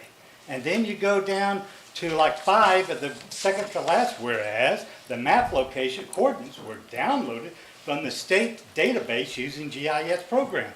It's a map. But 3 times before that you called it a survey. Now you're calling it a map. Go down to the next one. The town council desires by this ordinance to reaffirm and adopt an official survey. A GIS, I read it earlier, cannot be classified as a survey. You're getting your terminology all wrong. Okay? And then, and I read you parts where they at. On your little list of all of the errors, I did a review of Grande Verde. That's 12, 13, 14, 15, 15, 16, and 17. Okay? That's all streets that are in Grande Verde. Why did I take Grande Verde? Grande Verde is a platted subdivision. We have dimensions. We have dimensions You need to down the road. talk, you need to talk to the council, not the We have audience. dimensions down the road, the lot dimensions. I can give you the exact measurement. Fine. Okay? Down, So- time's up, thank you. All right, fine. Thank you. But guys, All I'm right. getting screwed. So,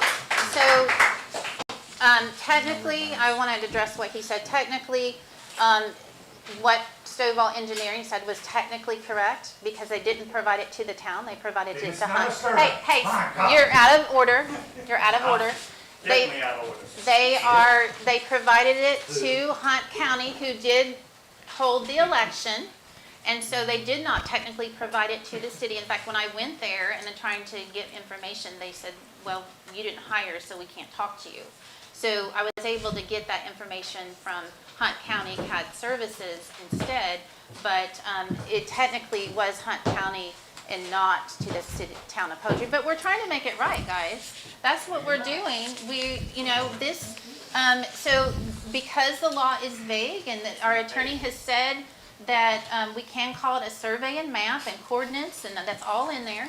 And so we are Give us a trying to. quote of that. Okay. Where in the ordinance Okay, you're can out you of find order. that? I'll be You're- out of order. You're out of. Give us the quote. You've been given You 2 can't do it. warnings. You can't do You've it. been given 2 warnings.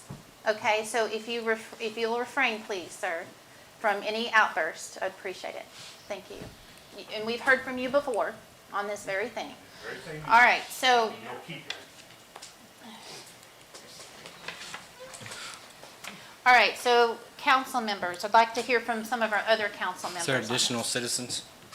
Kevin Sinkovich, Ryan Lutz. Okay. I think we should, is there more to discuss, or is it just a vote at this point?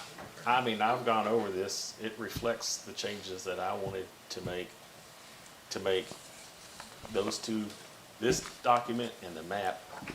So this will be your new, these edits will be your new. That's what, because everybody. I'm fixing to blow you up again. Why didn't they edit the GPS points then? I don't know why. Oh, you're fixing to vote an official document that has the same GPS points as the one you're telling me we're changing, guys. We can't even get this right. What's the rush? The rush, y'all been working on this for 3 years. And now But it's only come up recently because you have an engineer that could look at it. We haven't had an engineer until this year, and so it is very expensive, as we found out today. So, but they're wanting to make it right. They're actually asking direction from the council, and that's what we're here to vote on, is the direction of the council. Now, we can amend an ordinance. If we need to amend it later, we can amend that. Yeah, But this is significant, and then we're asking them to, hey, please make these adjustments, because we have hired an engineer to see that there were some calculation errors, and we're trying to amend it and correct it as best we can. Should I continue to point out errors, or should I just refrain from now on? So, So I where, think is this literally all there is to the ordinance, is these pages? Yeah. there's corrections page Exhibit A. Is there Right, some? but there's not an updated table for Hunt and Kaufman County showing the points? Yeah, this that they sent you. Yeah, now we'll add that to it, like they're, But which version of it? I mean, which is it? That's this showing the one, errors. Or is it? the Yeah, one that's what I'm with saying. There's the no- most recent one. And That it's will be not part of it. correct. Mm-mm. So is there an error that you've? I don't know anymore. I don't know what I'm doing up here. Yeah, there's errors. I keep pointing out errors, guys. So why don't you become an engineer surveyor? Because I like my job. I like serving people. So if you had the meeting with the surveyor, then you had, like, you went there, right? Or you had a FaceTime No, meeting? we went to their office You and went to sat their down and office? looked at a Okay. big. Okay, so you guys talked it over for what, a good hour or more? At least. Okay, and you've talked with them, so I think this ordinance does it may not be 100% correct, but what is?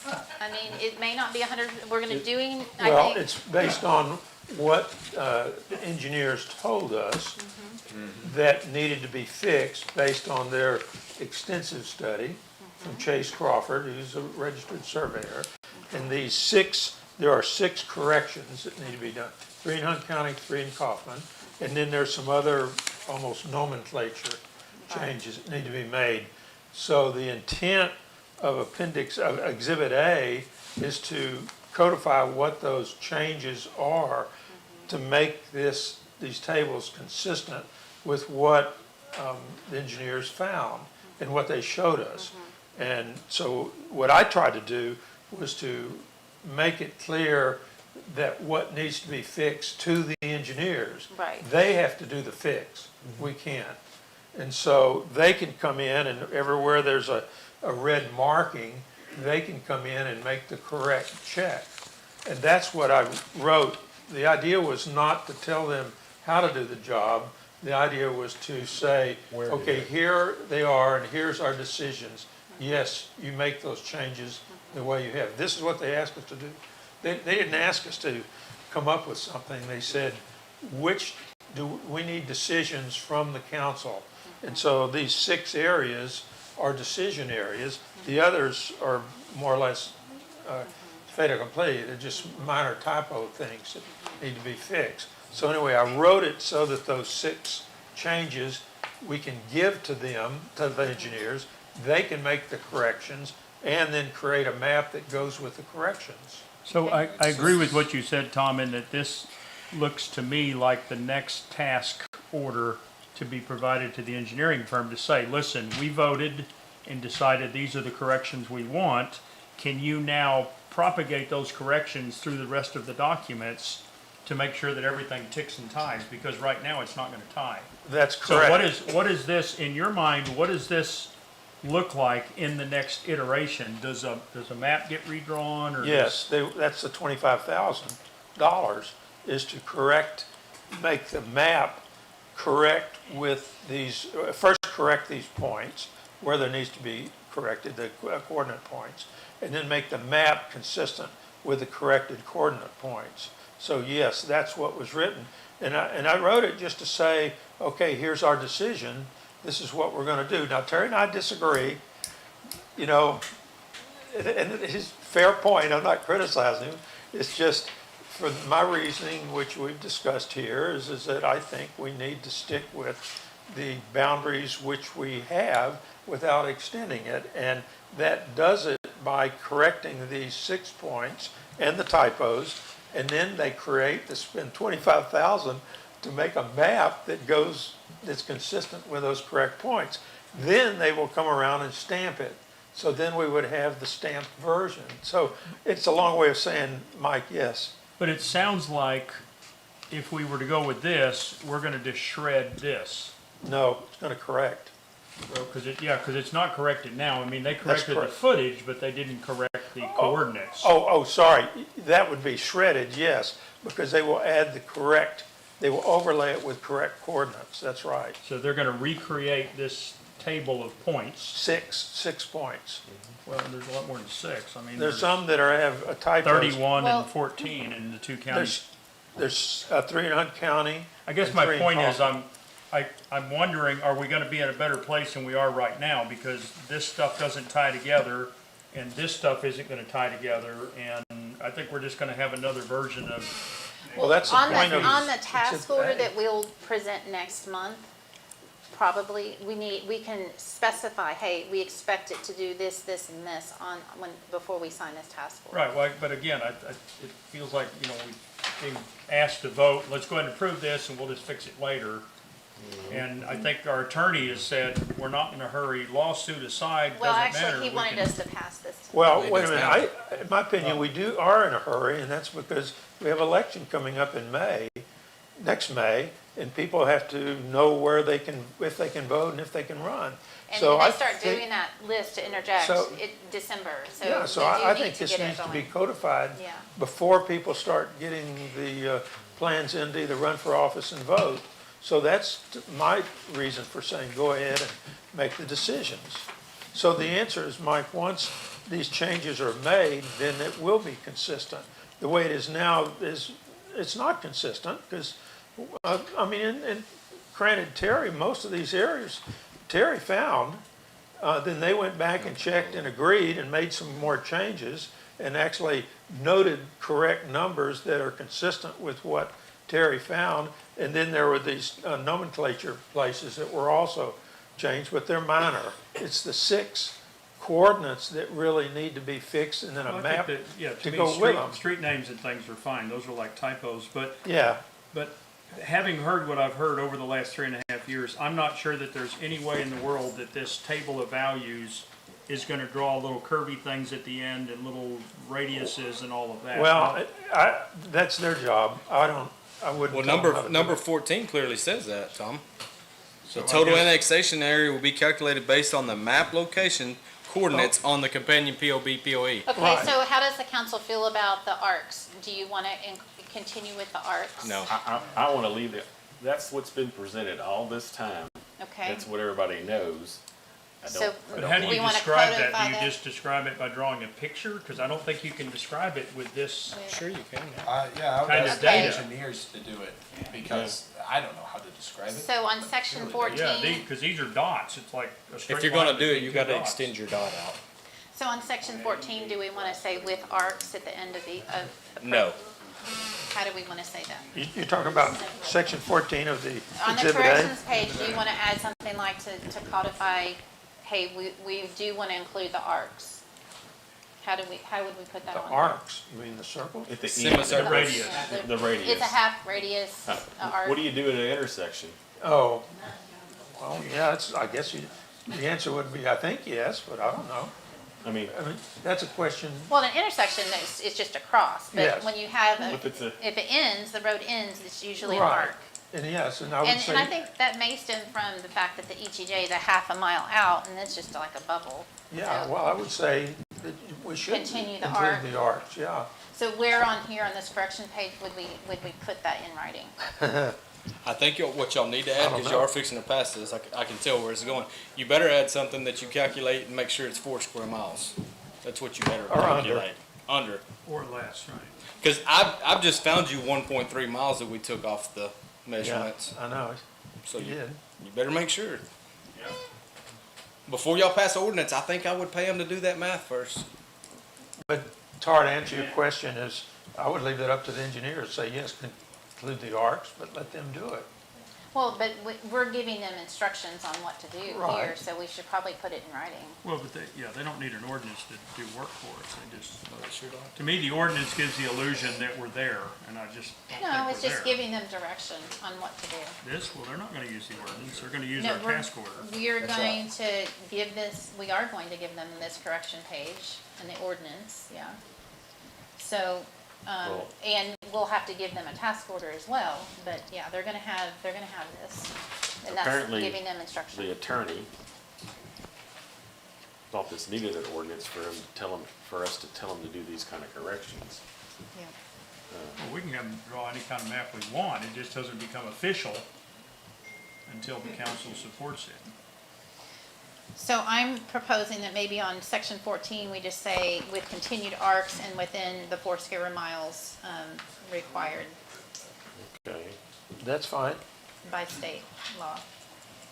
So if it goes over, is this council gonna come back and Well, I write don't another think- No, I don't ordinance? think it will, Terry, because Because we I saved you retracted. 1.3 miles? That's why I Well, won't. you d- That's why I no, won't. I'm just saying, if it goes over, They- will this there was council by the It was note? retracted when it was, there was a the very retraction of beginning. it at the beginning. No, All right, no. so- Let's not let that be the truth. K1 was not moved up because of that. That was K14. There was a court order Okay. for that. That was K14. K1 was moved to the corner where it was supposed to be. So let's not let that be the truth. All right, do we have a motion? Make a motion, we accept the ordinance with the modifications we talked about and Exhibit A with the modifications that we mentioned just a few minutes ago regarding the art. Is there a Second. second? We have a motion by Anderson, second by Blake. All those in favor? All those opposed? Okay, and the vote carries 3-2. Is this part of that ordinance? This document that keeps getting passed No, out? that was just the engineers. No, this is Well, not the they engineer, this could. is the city. This needs to go away. This used to be on the city website The engineer sent that in his information. because somebody sent it to him. Yeah, that needs to go away. It's on the website. It doesn't need to be. We've already talked about that. No, we haven't. Okay, put it on the agenda then. Good night, Tara. Just get rid of it. It's incomplete, it's personally written. Just get rid of it. It's not part of our ordinance. Well, we can talk about it, but you don't make the Okay. decisions. All right, then Terry. put it on the agenda and don't laugh when I say to. All right. All right. Do we do something on this now? So this ordinance will be called me have that back, please. 2024-0903. Okay?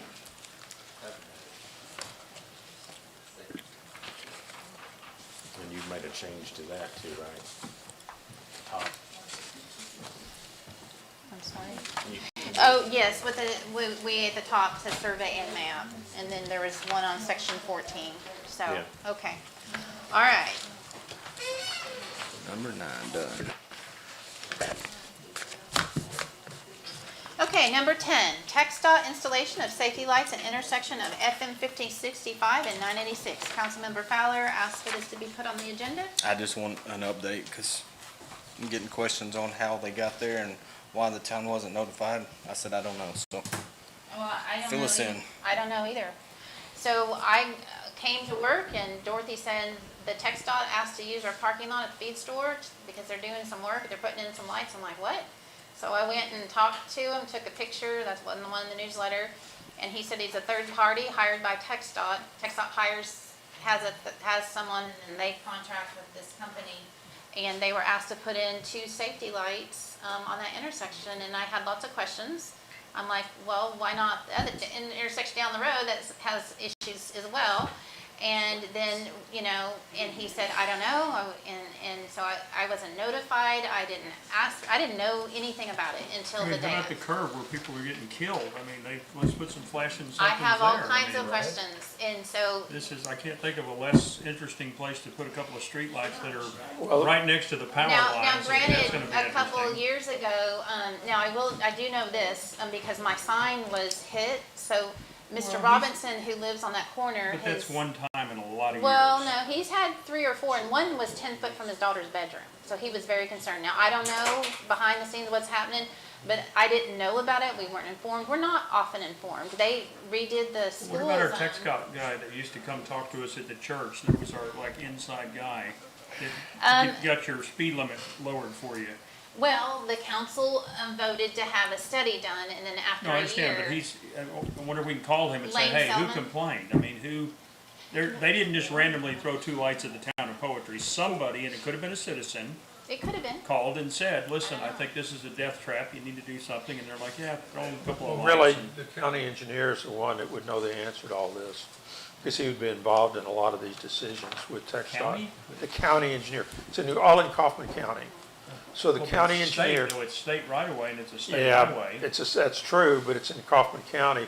So the Kaufman County would know about it. Now, who's paying for it and how much, I don't know, but the answer to all that, the county engineer should know. I'd be shocked if Coffin County was paying for streetlights for us. So Well, I do know, I'm not saying they're paying for it, I'm just saying that person should know what's happening. They would have to prove it because or sign off on it because it's in their county. now even though it's after TxDOT. the terrible tragic death that happened from the Poetry Water Supply, they did, I think the Mullins had complained and asked, they were really a squeaky wheel. And TxDOT did, which I was kind of surprised they did, but they did go ahead and put the reflective tape on the arrow signs. So it actually is kind of helpful. So on that curve, and as well as two other curves, I believe, on every pole with the arrow, the chevron arrow, the reflective tape is all the way up and down that pole. And so they did do that, and maybe, I don't know, maybe they're being more receptive to citizens' complaints. But he did say, the contractor did say this when I said, well, why street lights? And he said, well, that's their first step. And he said they put the street lights first to illuminate the signs. And then if that doesn't work, then they'll go ahead and put in a blinking light. And if that doesn't work, then they'll go ahead and put a regular So traffic. we don't have a say-so?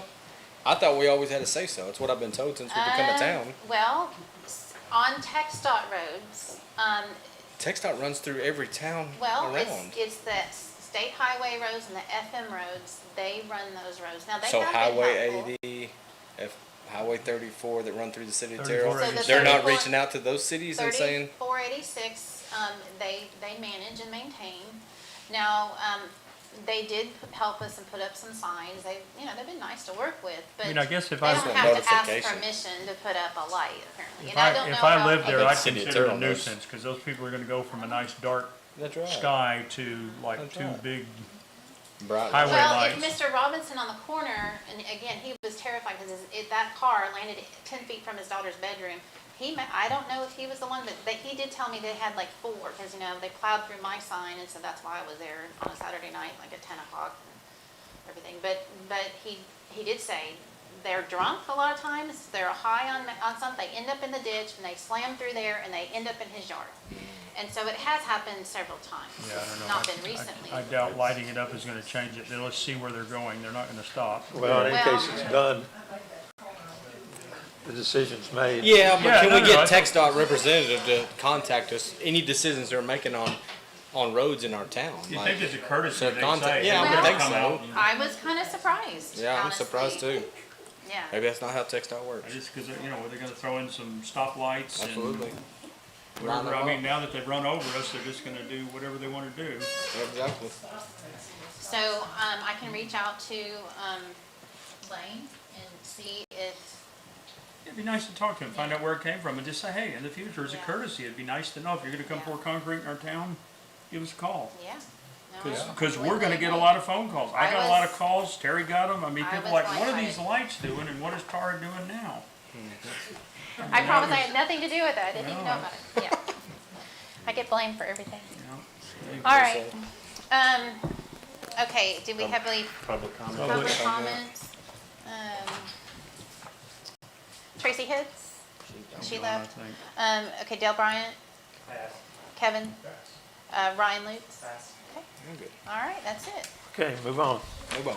All right, so now we have, 9:49, we might make it. number 11, poetry ordinance ratifying adoption of comprehensive zoning ordinance. And again, our attorney said, just trust me. He said, you need to do this, and he said, trust me, we need to do this, and he said, if you want to talk about it further, you have to go into executive session.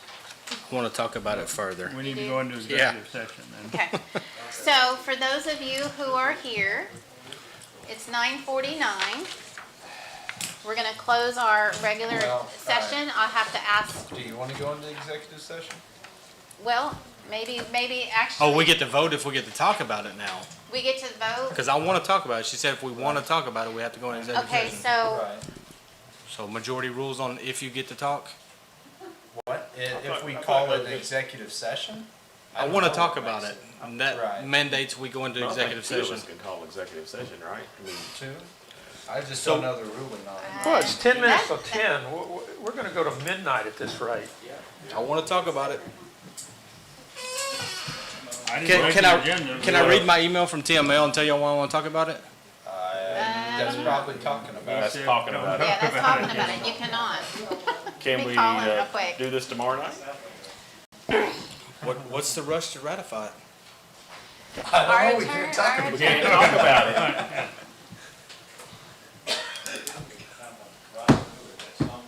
Sounds like we're gonna get the vote if we have a right to talk about Do it it. in the morning, the meeting starts the next morning, right?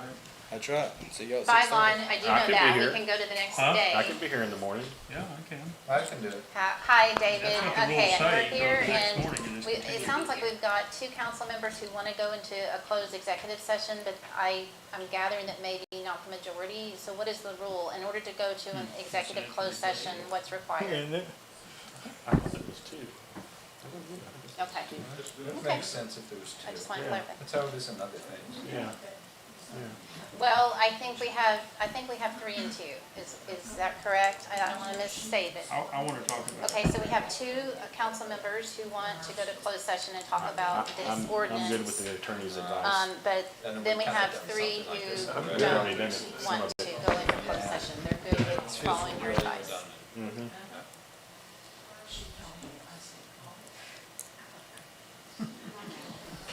This is crazy. Let me hear, I'm gonna This is have ludicrous. David Berman is our attorney, so there isn't a rule. There's no rule that, under these circumstances, that tells you what you do and what you don't do. You guys just need to figure it out. So she's telling us if we want to discuss this, we have to go in executive session. David Berman, I want to discuss this. What is your legal advice? If you have a majority of the council that wants to convene an executive session, then the majority would rule. So we're fixing to You can have an ratify an executive ordinance session. If you don't want to do it, without then talking you don't about it. have to do it. But if the majority wants to, Well, that's consistent with the P and Z. That's right. Okay, it's so, basic all right, Robert's rules. It's It- not the law, it's just basic Robert's rules. right. So we have 3 council members who are saying it's late. We trust our attorney, that's what we pay him for, and it's late, so. Well, let's not read anything into that. The other 2 don't say they don't trust you. They just say they want to talk about this further. So don't let her put that intent in there. Good night. All right, so what do you guys want to do? So let's take a vote. How many of you want to go to closed session? All right, how many do not? Okay, so the motion. All right, so it's 3 and 2. They don't want to go to closed session. So, all right, thank you, David. All right. In jail. Okay, so we're following our attorney's advice. So, all So we right. can talk about what's in this. It's provided to everybody, it's in public. Yeah. Okay. So I want to make a point, guys. Y'all understand section 4 has changed from the original one. Do y'all know that? That's what's being changed, guys. Section 4.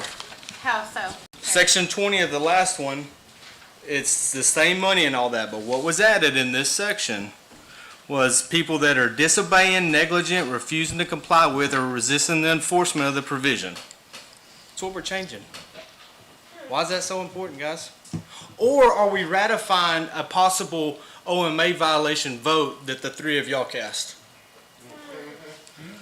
Because I question the fact that y'all had a special meeting, and once it came to, when he Are left. you accusing us of meeting outside of the town meeting? What I'm telling you. Formulating a vote together? It's not an accusation. I just want to be very clear with that. Go ahead, be clear with this. I'm asking you the question. Is that what you're saying about? What's the question? Clarify it for me, Simeon. Are you saying that the 3 of us as a quorum met outside of the town council? When and you say 3, I need you to decided clarify, 'cause vote? I'm saying you, Jonathan Blake, and Tara. Oh, that's not a quorum. Then never mind. Okay, so now that we can track together. Yeah. I'm claiming that when he went home, we had a tie vote, she had a conflict of interest, this and y'all is passed the not- zoning. That's what I think we're talking about tonight. That's not what we're talking about. Because we can't talk about it. All right, do we Well, have a, but to, and to his point, I looked up the definition of ratify. Ratify is to approve and sanction formally or confirm, and that's what it feels like to me. It feels like we're sewing up a hole somewhere, because I just don't see a lot of substance to this that would warrant the sense of urgency, because again, we don't discuss these things coming into the meeting. It shows up in our packet on Friday, and we're like, I don't know. You have about a week. We have and a you- week, but we can't talk. We can't like No. banter back and forth and say, hey On the Tara, what's the public deal forum. with this? On the public forum. You can, and we have a But we lot. can't discuss this. You just Well, the told us we're not lawyer. allowed to. You can talk to the lawyer.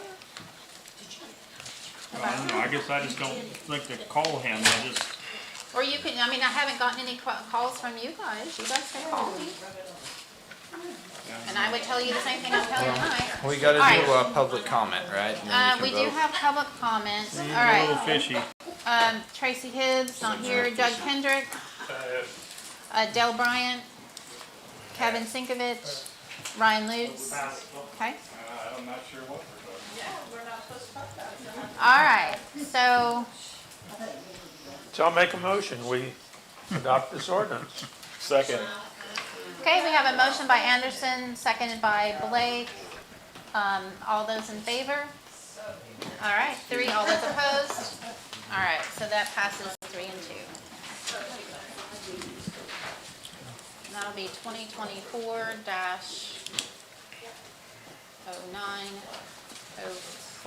I believe. Okay. All right, number 12, Texas Materials quote for oil emulsion treatment for roads as prevention of deterioration before winter ice storms. Okay, so I talked with Luke of Warren and asked him, hey, what does it cost? And here's one of the things that we've been noticing after, I've been driving the roads for 4 years on a regular studying basis, study them. I drive the entire town twice a month generally. And then the Volunteers Roads team, they've been working on them, and over 4 years, you learn a few things. What I'm seeing is some of those spider cracks, and what I've been told is that when it rains and it freezes underneath, those can cause the road to disintegrate. And we have an example of that on Four Post Lane and Gate Lane. So as a preventative maintenance, oftentimes they use the oil emulsion. And I was told this 4 years ago by another asphalt expert, and he said it can really help preserve the road. So now this is just a quote, and who knows, once petroleum or fuel costs go down, and hopefully in this next year that it might go down. I don't know. And I asked him for more specifics. This was a Thad that was going to get me more details, and he hasn't yet. I got this last Friday, I believe it was, and he was going to send me the details. He did tell me that the actual oil product is $11,000 of that, and then the equipment cost is $2,000, and then he has to have 5 guys or something. So, because I was asking, do you have a good margin here, or it just seemed expensive. This is for 1 mile. This for 1 mile. How many miles of roads do we have? Well, the only roads that have this spider effect, and I might, so I did a calculation on, not all the roads What have that roads? happening. So it is actually, there's actually 4 roads I've seen it on. 2434 is 1.4 miles. 2426 is 2.7 miles. Those are the 2 pass-through roads. There's a lot of traffic on those roads. And then the other 2 that are not pass-through roads that also have it is 323 is 0.6 of a mile, and Green Meadow is 0.5 of a mile. But they, again, are not pass-through roads. What was your second road number? 2436? 2426, or I'm sorry, 2326. 2326 is 2.7 miles, and then 2434 is 1.4. And we're not considering 2458 or 249? No, because they don't have the same spider cracks that this is designed for. They have other issues, but they don't have that. And actually, for this, and this will prevent, like I said, deterioration.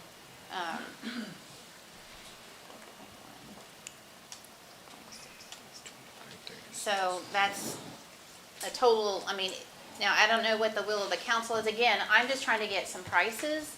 So you can think about it. I wasn't necessarily saying that we have to do something tonight, but I want you to know. And I would like to get some other quotes. I mean, now Texas Materials is something, we have an account with them for the volunteer team, and they're very knowledgeable, and we did get the piggyback on the Dallas County co-op for purchasing, and that's one reason we can do this. But if you did just the 1.4 plus the 2.7, that's 4.1 miles times the 18,480. That's $75,768. So And these roads are constructed differently than the other county roads? I think they've deteriorated They- further. they are Could you have a pass-through picture of roads. what the spider you're talking about? I guess I'm not I following. met with Commissioner Monroe and his I know what she's talking assistant. about. You It's- have all these little pieces of stuff broke apart with little bitty fine cracks in them. It's not leaving the road, but there's just separation between them. Which is probably because what's underneath it's not very sound. It's letting it flex, and so it puts cracks in it. So when I read up on this, Tara, I wasn't familiar with the process. I seem to find the same information over and over. It says if the road is in fair condition to begin with, this stuff lasts 2 years, Yeah. roughly. If the road is in satisfactory condition, it'll last about 3 years. If the road is in really good condition, it'll last 4 years. So I'm gonna say our roads are fair. Yeah, Or so we just worse. need to recognize that this is gonna be an ongoing investment. You're gonna seal them, but then they're gonna, especially like say 23, 26 is, I mean, it's practically a highway. It I mean, is it's a lot of really traffic. busy. It It's does. crazy. So, if we wanted to go with the pass-through roads that are experiencing this, and we could try, and I just wanted to bring this, and maybe, if petroleum comes down, from 3.5 years ago when I first got the quote, it literally has doubled. All the road supplies have doubled in price, and that has a lot to do because they're petroleum-based. So if petroleum were to go down for some reason, then maybe at the new election, I don't know, there's a possibility that some of these costs would also go down. Now, Well, I that mean, may be wishful thinking, but it is a possibility. To me, it's clear we're not gonna be building roads anytime soon. So I think to be experimenting with things that will prolong the life of what we have would be a good idea. I just don't think I'd do 15 miles of it. Like you say, you might do that stretch maybe from the creek to the intersection on 2326 or something. Can we specify parts of 23, 26? It's not all bad. It's not all bad, yeah. 24, 34 is not all bad. No, when we were talking about Four Post Lane 2 meetings ago, and I was saying, we needed a way to rank or rate, and Tara said, well, why don't you prepare something? Well, I did. I prepared a sheet to somehow, this is a start, to say, okay, we need to have a way to kind of subjectively do what the highway department, TxDOT, and everybody else does. Objectively, not subjectively? Well, somewhat objectively. Is that, because when you do projects, if you don't have a way to rate or rank the order of the projects, well, you can be accused of wasting money. And so nothing's perfect. So this is what I did to I went through and I looked at a lot of them on the internet, and every town has ways to rank roads. They don't just do it because they like it. It's because they have a subjective way to put them in a category of A, of urgent, and of course all of them said the same, as you try to do the lowest cost first. So is this a low cost, urgent? And then in that case, absolutely you do it. If it's a high cost, not urgent, you probably don't do it. Well, and then how do you get to that point? Well, this is what I was trying to do. Now, there's nothing that I found on the internet that really reflected our needs, so I just kind of created something. But almost every city of any size has ways to objectively rate what they're going to be doing next with their money for roads. Because it's not unlimited. Everybody's got limits. Thank So anyway, you for working and on this. we can talk about this, and I told Tara we can talk about it next time and chew it up. Anybody else has any suggestions? Simplify it, change it, that's fine. But we need a way to objectively rank what we're doing, I think. And I wanted to, appreciate that. yeah, thank you for doing this. I think you asked some really good questions on here, and I was hoping that maybe we for further refinement, and we put a number to it. Like, is it a pass-through road? Then it gets ranked a 10, you know. Is it, you know, just a small residential, then it would be lower ranked on that particular thing. Is it, Well, does it get a lot of heavy trucks, you know, then it would get a higher, like maybe a higher number, and Well, then the higher actually- numbers would get the. Yeah, and dead-end roads also would, I'm sorry? dead-end roads would also, I would think, need to be added on there for evacuation routes, because that culvert that was there by your Right. house, in certain times of the year, that mud road access is, You can't. Well, that's right. so those would be higher too, to For keep. example, you look at the cities in California, they all have that as a criteria, because they have earthquakes. Right. Everything else is it an evacuation road or not? Yeah. Now, in Kansas, you might not, but California, they do. Right. So, yeah, there's different ways to do it. There's nothing's perfect. So I thought, well, I'll put out, no, we don't need to do this tonight. We can do it another night and come back and talk about a way to change it, simplify it, do what Tar's saying, something so we can have an objective basis for determining how we're gonna spend project money. And this is a project. This is. I'm not talking about the potholes. Yeah. They're not really And projects. I would solicit from the council, if you know of an asphalt company, maybe they have, and I did ask one other, they don't do the emulsion. but Sorry, here's other- the problem right, with yeah. the asphalt cost, is there's not made anywhere around here. The closest place that makes it is in Tyler. And I'm not even sure what they do. So a lot of the asphalt comes all the way up from Houston. Now, So I it's thought trucked. Texas Bit made their asphalt, am I wrong? They can blow it, but they can't, you gotta take it from a refinery and then you can make it. Tar itself, the liquid. Yeah, but then you've gotta do something with it and they either blow it or whatever to make it into the consistency and meet the specs. But it doesn't come from a refinery here. There's no refineries in this area anymore. The closest is Tyler. And it isn't pipeline, you can't pipeline this stuff, like gasoline or diesel or jet fuel. It's gotta be trucked in from the Gulf Coast mostly. So that's the cost. You gotta pay diesel to truck it. Yeah. Okay. Thank you for this. Yeah. Yep, thank you. Well, maybe have it on the next agenda or one of the coming ones. Yeah, no, and thank you. Yeah, I've been mulling that over quite a bit, just haven't had time to address, you know, try and figure out a spreadsheet that might further refine it. Okay, do we have some citizens, number 12? Tracy Hibbs is gone, Dale Bryant, Kevin Sinkovich. Since he has a lot of experience on the roads, It's going back. more than he wants probably. Since Mike used the example 2326, it's, you know, that road was built with asphalt like maybe 20-something plus When we years first ago. moved It's been here, a long time. 23 years And what I ago. noticed this year when we're messing with potholes is the road changed this year. All the asphalt's just, I don't know if it was because of the rains or what happened over this past spring, but what's happened is if you're going down these roads, you see what looks like a shattering of the asphalt. So it's like old asphalt that's just kind of shattered. And it's got like these, you know, cracks going all up and down. The road's still intact, it's there, but it scares me to death, the potholes, because I'm thinking if we don't get something done on that, at least on these pass-through roads, you know, like Mike said, 2326 has become a highway now, especially since they opened up the bottoms that come through. It has. And big trucks too now, a lot of those.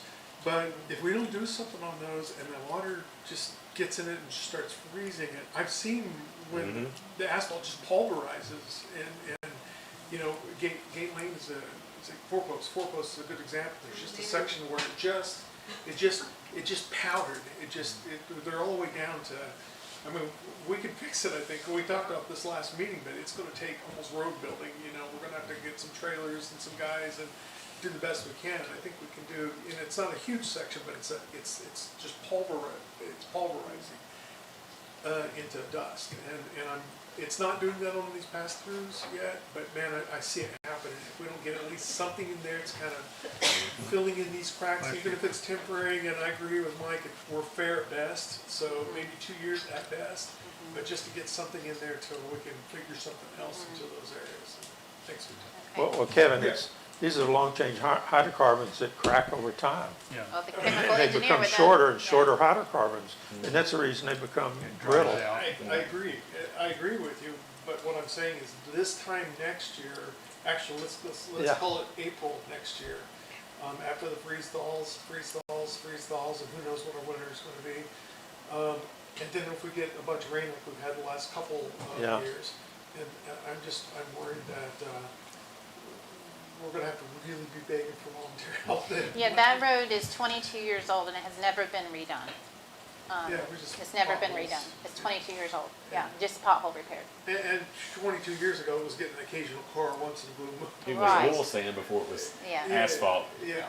Yeah. And now it's, you gotta watch yourself on it, in the mornings. It does have a lot more trucks on it.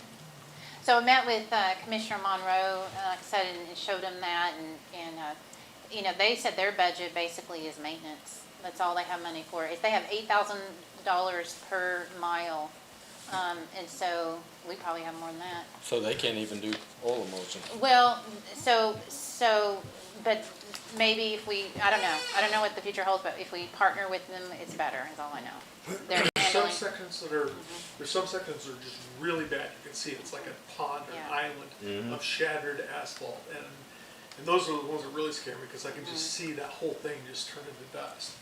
And we could try to go over it with some thin asphalt, sling it, and try to. Well, part of it too is the ditches don't drain the water off the road. No, the ditches on that road particularly, You know. we're getting damage on that because water is rolling Rolling over over the both road. sides of the road. And so that's why those areas and maybe we invest in digging more of the ditches, of course. Well, we gave them a work order. We gave them a work order and they're still behind on that. but Yeah.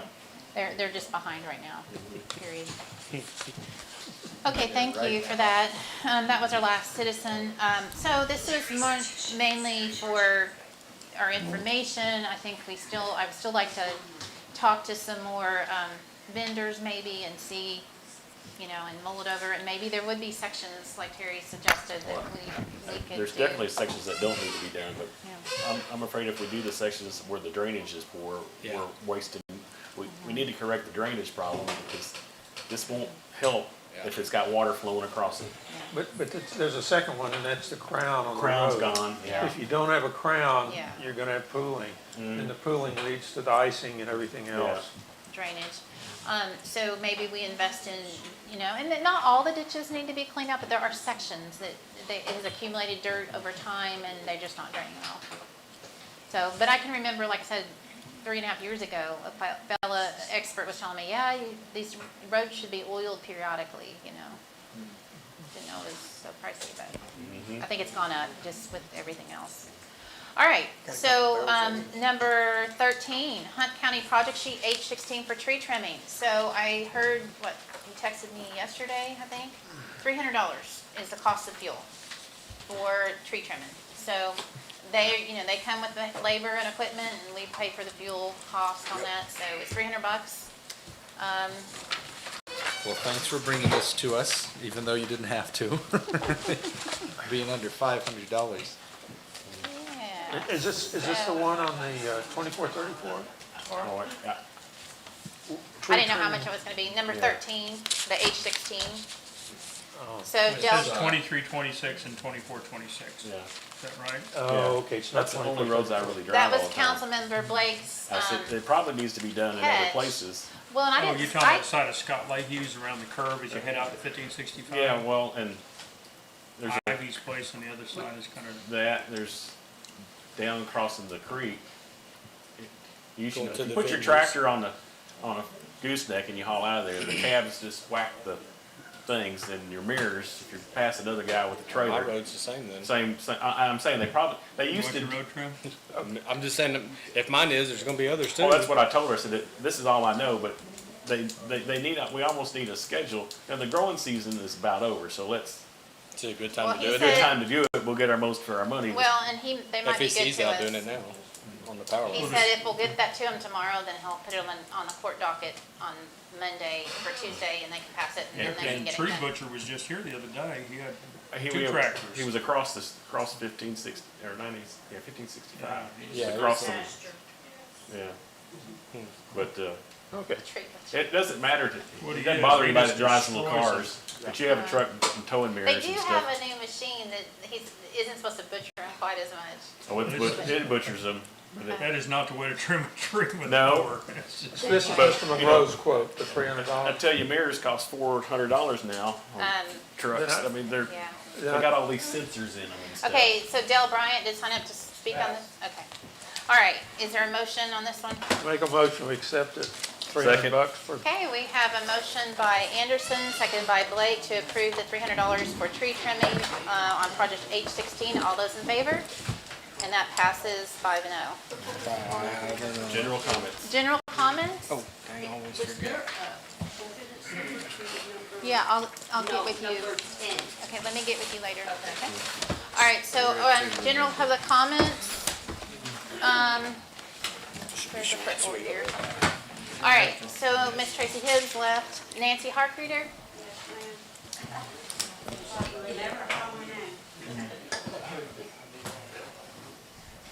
Nancy Hartreader, 1100 Gate Lane, and the topic of roads came up. I understand that the council voted down repairing Four Post Lane. I really don't understand that.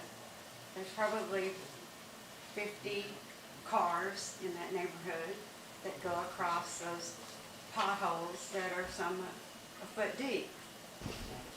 I want to ask the council what you plan to do to Four Post Lane. Can any of you answer as to what's going to happen? After Are the you going meeting. to fill the potholes? So, we can talk after the meeting with the volunteer leader on that. It is Kaufman County, and so right now the volunteer team does spearhead that, and so, but we can get with you on that. Okay. That will be great. Thank you. Thanks, Nancy. Okay, Dale Bryant? Shelley Smith? She's gone. Okay, Kevin Sinkovich? Amy Fowler? I guess I'll pass. Ryan Lutz?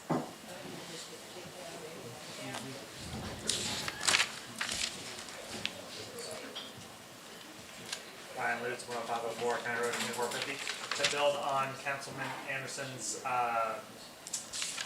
objective evaluation of roads, I think it's a great idea, and the council consider building on that to include roads and, and have a checkoff list of before you start repairing is, do you need to fix the ditches and all those things. Coming from the hospital, everything has to have a plan because, you have limited funds to buy equipment and fix this and do construction and all the things. And usually, that's how we do it, is you prioritize based on safety and give it a number, and, that's how you prioritize, so. Thank you, Ryan. Thanks, Ryan. David Bland? What is that?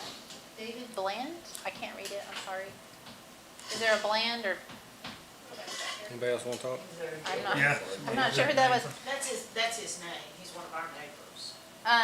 Okay, I guess he was here and left, maybe? He must not be here. Okay, Sandy and Jean Pullman? Did they leave as well? Okay.